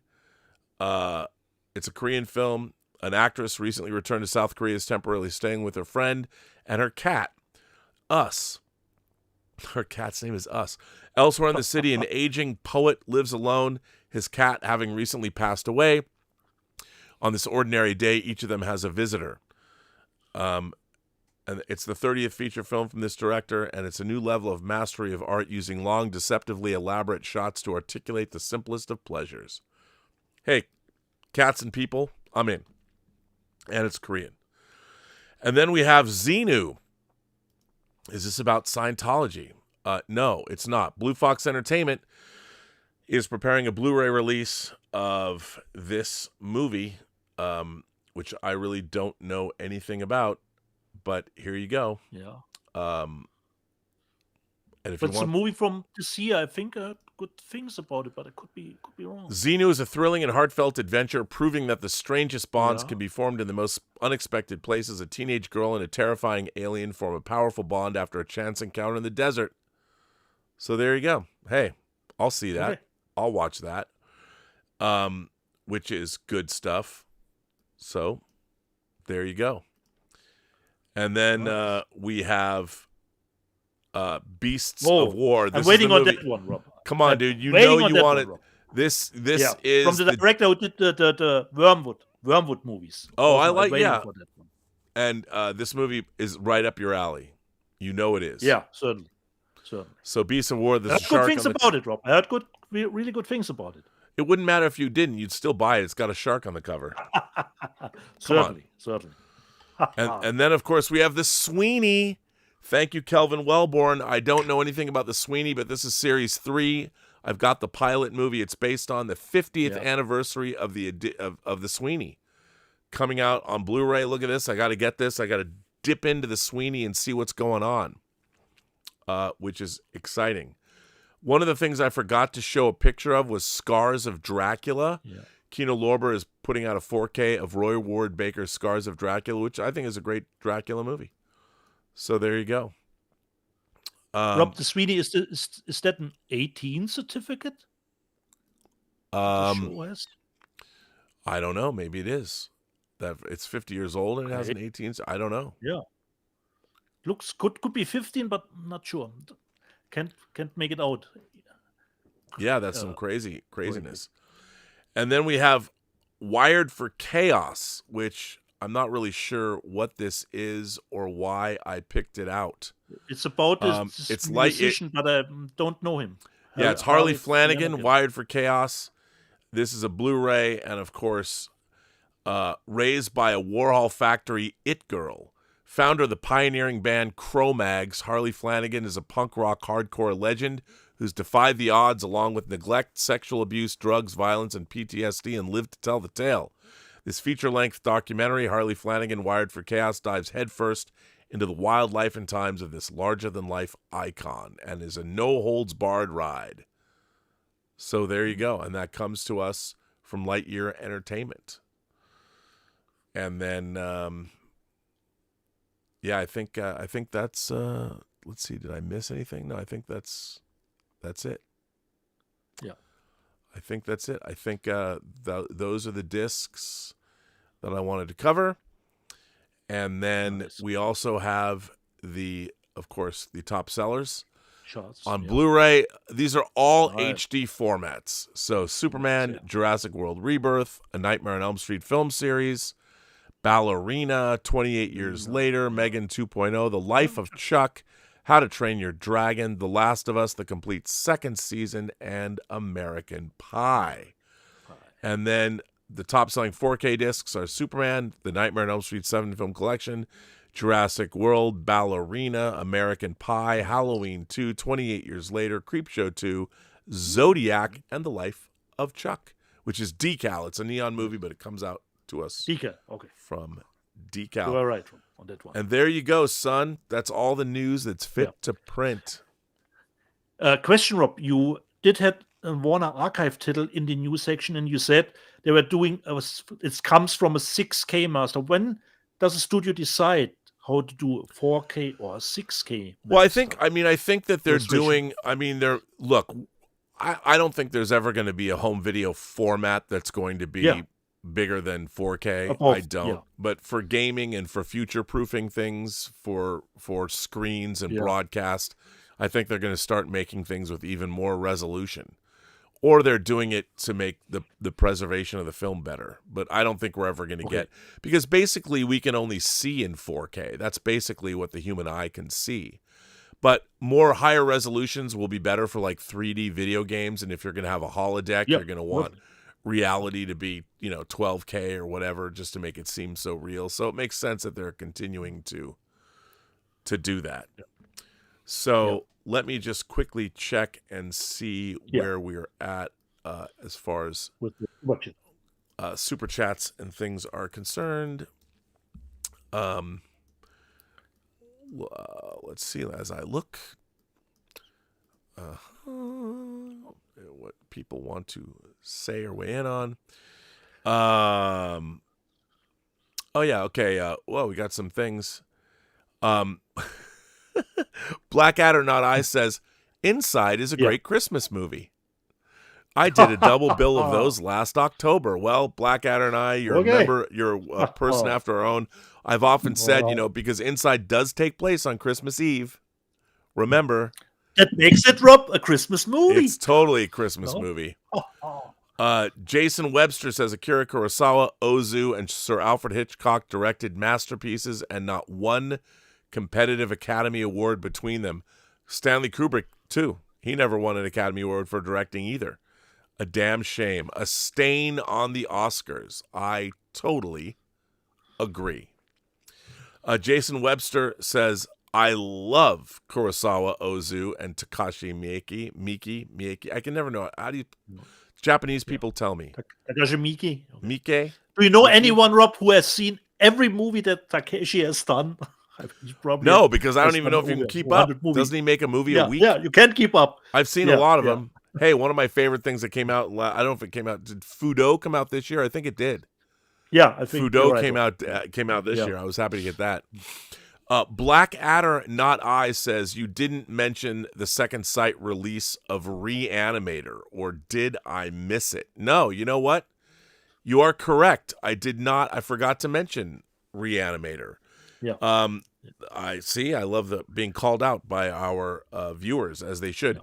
No, Second Sight is also doing Reanimator. I just, of course, for those of us we bought, and to be honest, I am a little torn because the Ignite, that great box set of Reanimator already came out.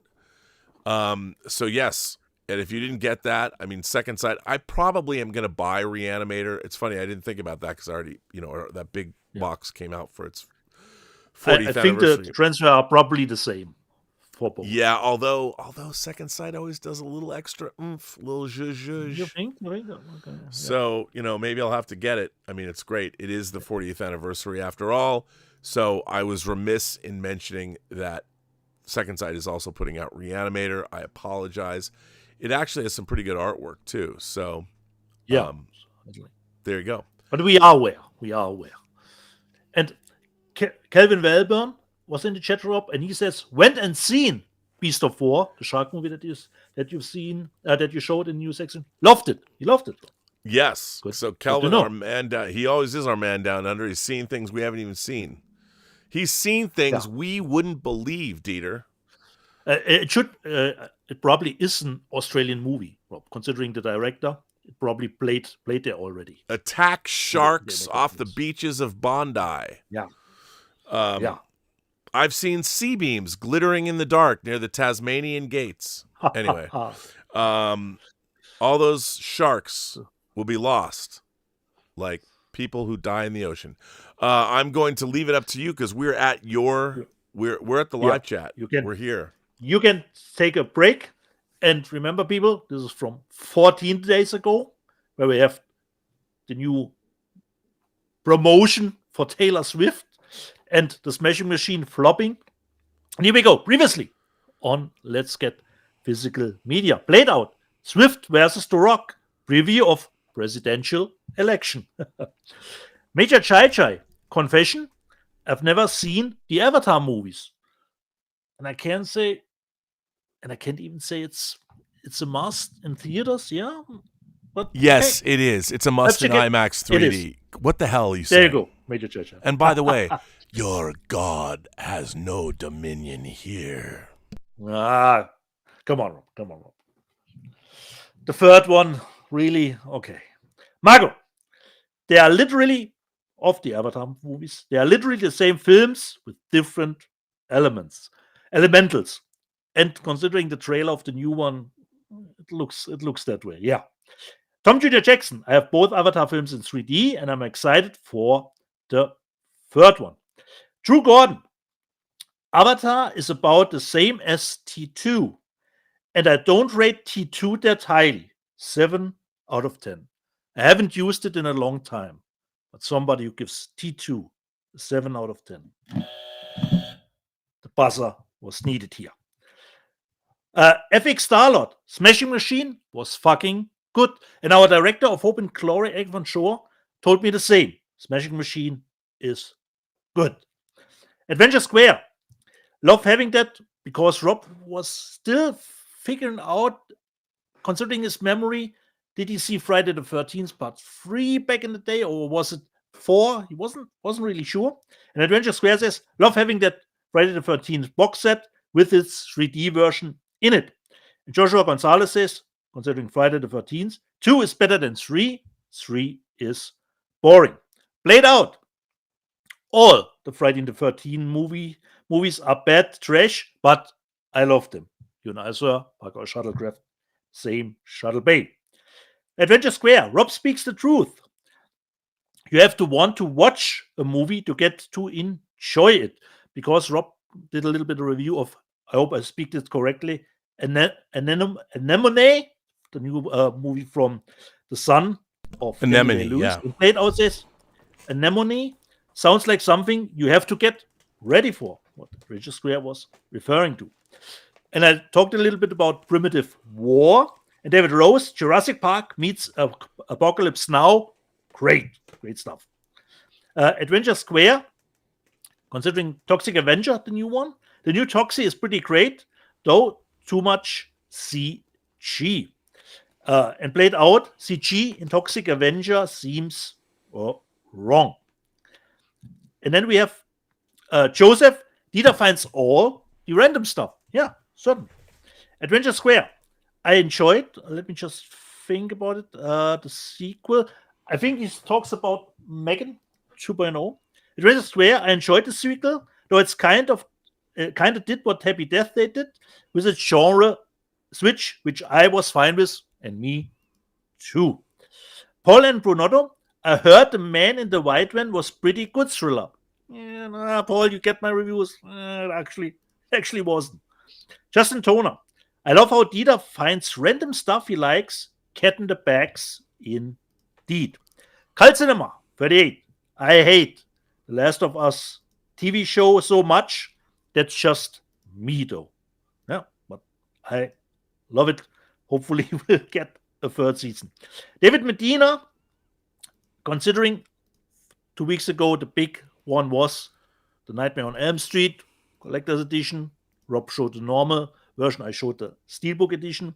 And of course, David Medina was asking, Rob, did your Elm Street Steelbook set arrive on time? But Rob bought just a normal one. Then Joseph, Creepshow 2, which was actually in the top 10 in the charts, considering the new 4K. Creepshow 2 has that great raft scene, yeah. Drew Gordon, the raft is the only good story. Come on, the Hitchhiker one is great too. Is it In though? Adventure Square, the raft is good enough to own it, in my opinion. Justin Toner, considering Spawn, the 4K. I saw Spawn in the theater, loved the comic at the time. I enjoyed it, but I know it's not a good movie. And Channel Surf says the animated Spawn was great on HBO show. It was. It was actually pretty nice. Ace Jäger, Spawn, terrible movie, great soundtrack.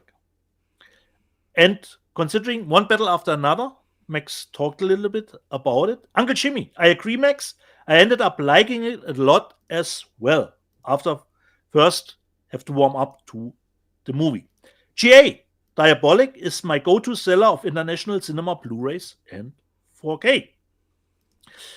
Major Chai Chai, I'm still waiting on Rob giving me your address. I will give it to Rob again. Let's see if he forwards it to you. Michel D, it's not snobbery. It's the fact that as soon as I buy a Blu-ray of something, the 4K ends up being announced and I end up buying it all over again. Yeah, we all know that scenario. Brian Knight, Let's Get Physical Media, the equivalent of the 3-hour tour of Gilligan's Island. And Alex Sorba thinks, Max, you could swear a lot more. And he continues, Max, you do good work with Serial at Midnight. I enjoy your streams with him. Oh, but not Thomas ours. Logan. Thomas Logan informs the people, I'm also Dieter's life coach. especially when it comes to IMAX streaming. Nathan, probably new to our show, wants to know what's the C-Wing. I hope if he tunes in again, he did find out what the C-Wing is. It's an add-on to the B&B Motel. Stubble McShave.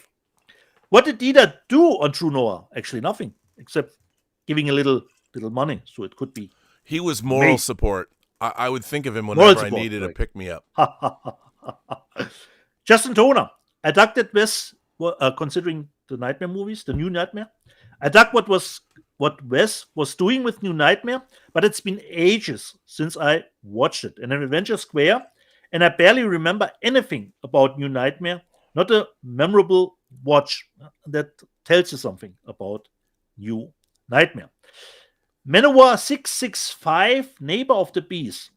If I don't see the Keep box set from Imprint on here quick, fast, and in a hurry, I'm calling shenanigans on the scam of a show. We've shown Michel that box D. set. We've shown the box set from that. Yeah, I mean, from Vinegar. I'm not. Yeah. I didn't buy it. I had the Vinegar Syndrome. I'm fine.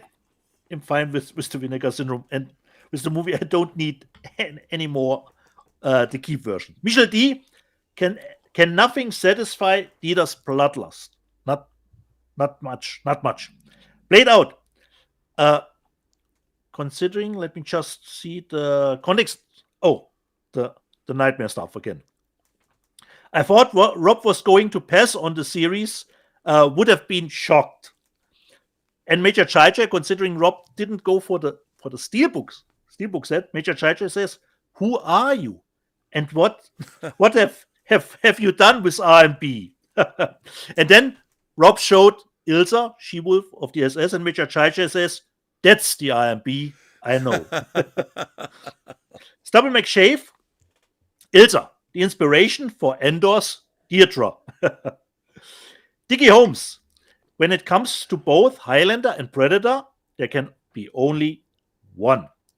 Adventure Square got Knockoff, the Jean-Claude Van Damme film, from 88 Films. It's such an odd movie with ADD camera work. Glad to have it. Yeah, I need to watch that movie again.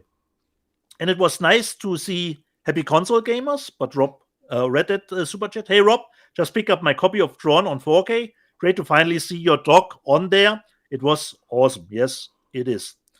Walter Voigtwalker, I still have to watch K-pop Demon Hunters. And what you're waiting for? Get on with the show. The restart point, Loft Krull in the cinema when I saw it as a kid. Not so much now. Major Chai Chai, Dieter calling me a clever girl makes me feel like a raptor. Walter Whitewalker, Primitive War was the best Jurassic World movie in years. And Dickie Holmes, get those Shinobi Blu-ray box sets from Radiance. Those movies are dope. Yeah, I got to get those. Considering someone mentioned if we would add another wing, an A wing with somebody with the name ends in A. But Stubble McShave shut that shit down immediately. He said, you can't have an A wing, then you won't be the BBC anymore. Ace Jäger, I agree with Dieter on New Nightmare. I saw it in the theater when it was released and thought it was terrible. Big Disc Energy. This is interesting, Rob. Does Apple own the F1 physical media rights? Because in the theater it was distributed to Warner and the Steelbook is from Warner too. Do you know how the physical media rights is with F1? Well, they made a partnership with Warner Brothers. So isn't the physical media Warner Brothers too, like you just said? Yeah, correct, Rob. Yeah, so does what Apple they did, have a part in that, or how does this work? So what happens is since Apple doesn't have theatrical distribution, they recently partnered up with A24 as well. So they go to Warner Brothers and they're like, okay, we've made this movie, but we're partnering with you, so you're going to get a fee for distributing the movie, and you probably get a percentage of the movie, and then you can release the physical media. So they handle all that, but it's still owned entirely by Apple. Oh, and it will be interesting to see, Rob, when it finally hits on the Apple TV Plus streaming platform, if the IMAX format will be on their streaming Yeah, I platform. wonder. It would be interesting. And the last one, which will probably thrill Thomas, because Altmetall, who is in Germany here, says Karlsruhe, which is a location which has an IMAX theater, says Karlsruhe would be right in the middle between us. So let's go to the IMAX or the Schauburg, another theater in Karlsruhe, where I actually was once to see once upon a time the Hateful Eight, when they did the 70 millimeter Oh yeah. showing, roadshow movie. So let's go to the IMAX or the Schauburg for a great occasion. So I could meet up with Altmetall in that IMAX theater. This was the live chat readout, Rob, from 2 weeks. Well, I will join you. That's a good live chat. We got Blackadder, not I, has fired in a few more super chats. Ooh. Blackadder says, I read and then I saw the film of Barry Lyndon. Both are great. Are you aware of any of Leonard Rossiter's UK TV shows? Leonard Rossiter was an actor. He was in Barry Lyndon. He plays the I forget the captain's name. Why is it? I'm drawing a blank on it. That Barry Lyndon has a duel with over the hand of his cousin at the beginning of Barry Lyndon that sets him off. He also played he was a Russian scientist, or he ran the Russian moon base in 2001. He's in the beginning. He's a great actor. But he died, I want to say he died in the 80s. Like, I think he died pretty young. But I mean, I'm sure he's been in a million different things. But I don't know much of his filmography. I don't know, but I'm sure he was in, those actors were in every single TV show ever. I don't know if there's a specific show that you're looking at, but I loved him. He played Dr. Schmezlov, I think, was the name of his character in 2001. And he's like, well, it could spread to our base, and we should know what happened. And like, he's got this great mouth. I love that guy. And he's great in Barry Lyndon as well. Blackadder Not I also says, I saw Jurassic Rebirth last night. Might be my least favorite in the series. I agree. Okay. Oh. I didn't love it. Yeah, I know. Max hated it. One of the worst of the year. Yeah, it's his disappointment of the year. Yeah. It didn't matter. It made money. Luckily, Nobody cares. the right calibration for it. Yeah. Well, I guess that brings us to the end of our 3.5 hour show. Remember when these shows were just 2 hours? Correct, Rob. So you're already seeing myself doing this, getting a little bit more comfortable here. But von my end, I say, jede Person, die du triffst, hat eine Geschichte zu erzählen, die du noch zu hören hast. Alles, was du tun musst, ist zuhören. Well, every person you meet has a story to tell that you have yet to hear, and all you have to do is listen. And if you live in the Southern California area, come to on October 28th at 8 p.m. at the Gardena Cinema, the 700-seat, well, it's an 800-seat theater when they open the balcony, but the 700-seat Gardena Cinema. Come to the world premiere at 8 o'clock of White Devils. You can go to Eventbrite right now and buy your tickets.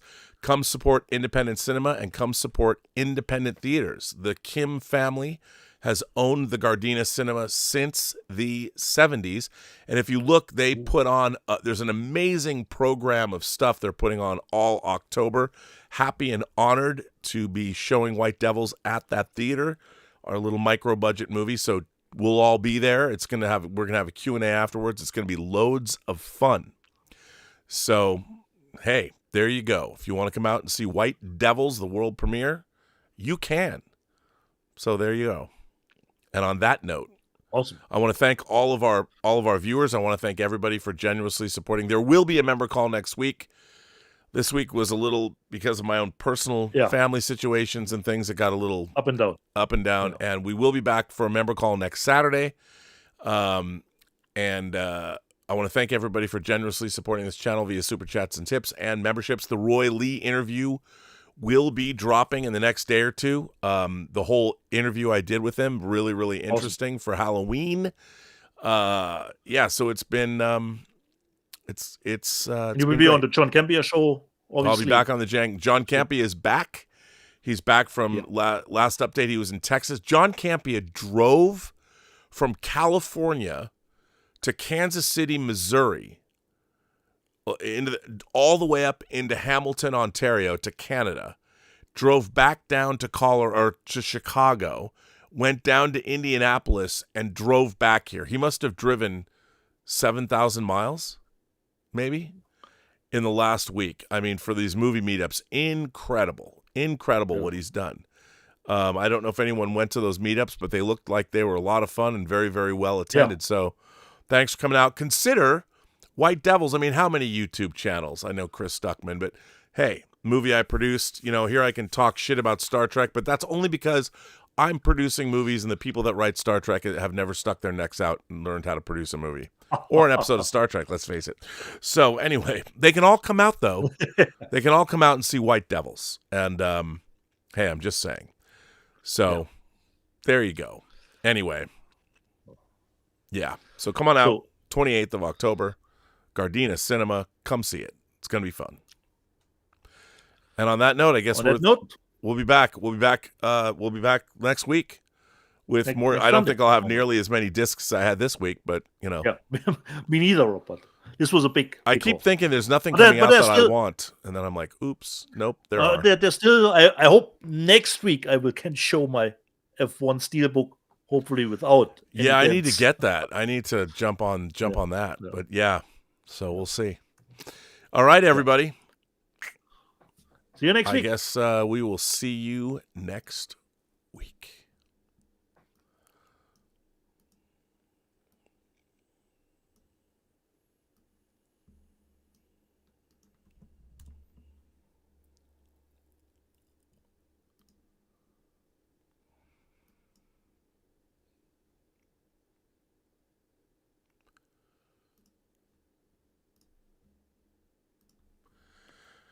And we're out.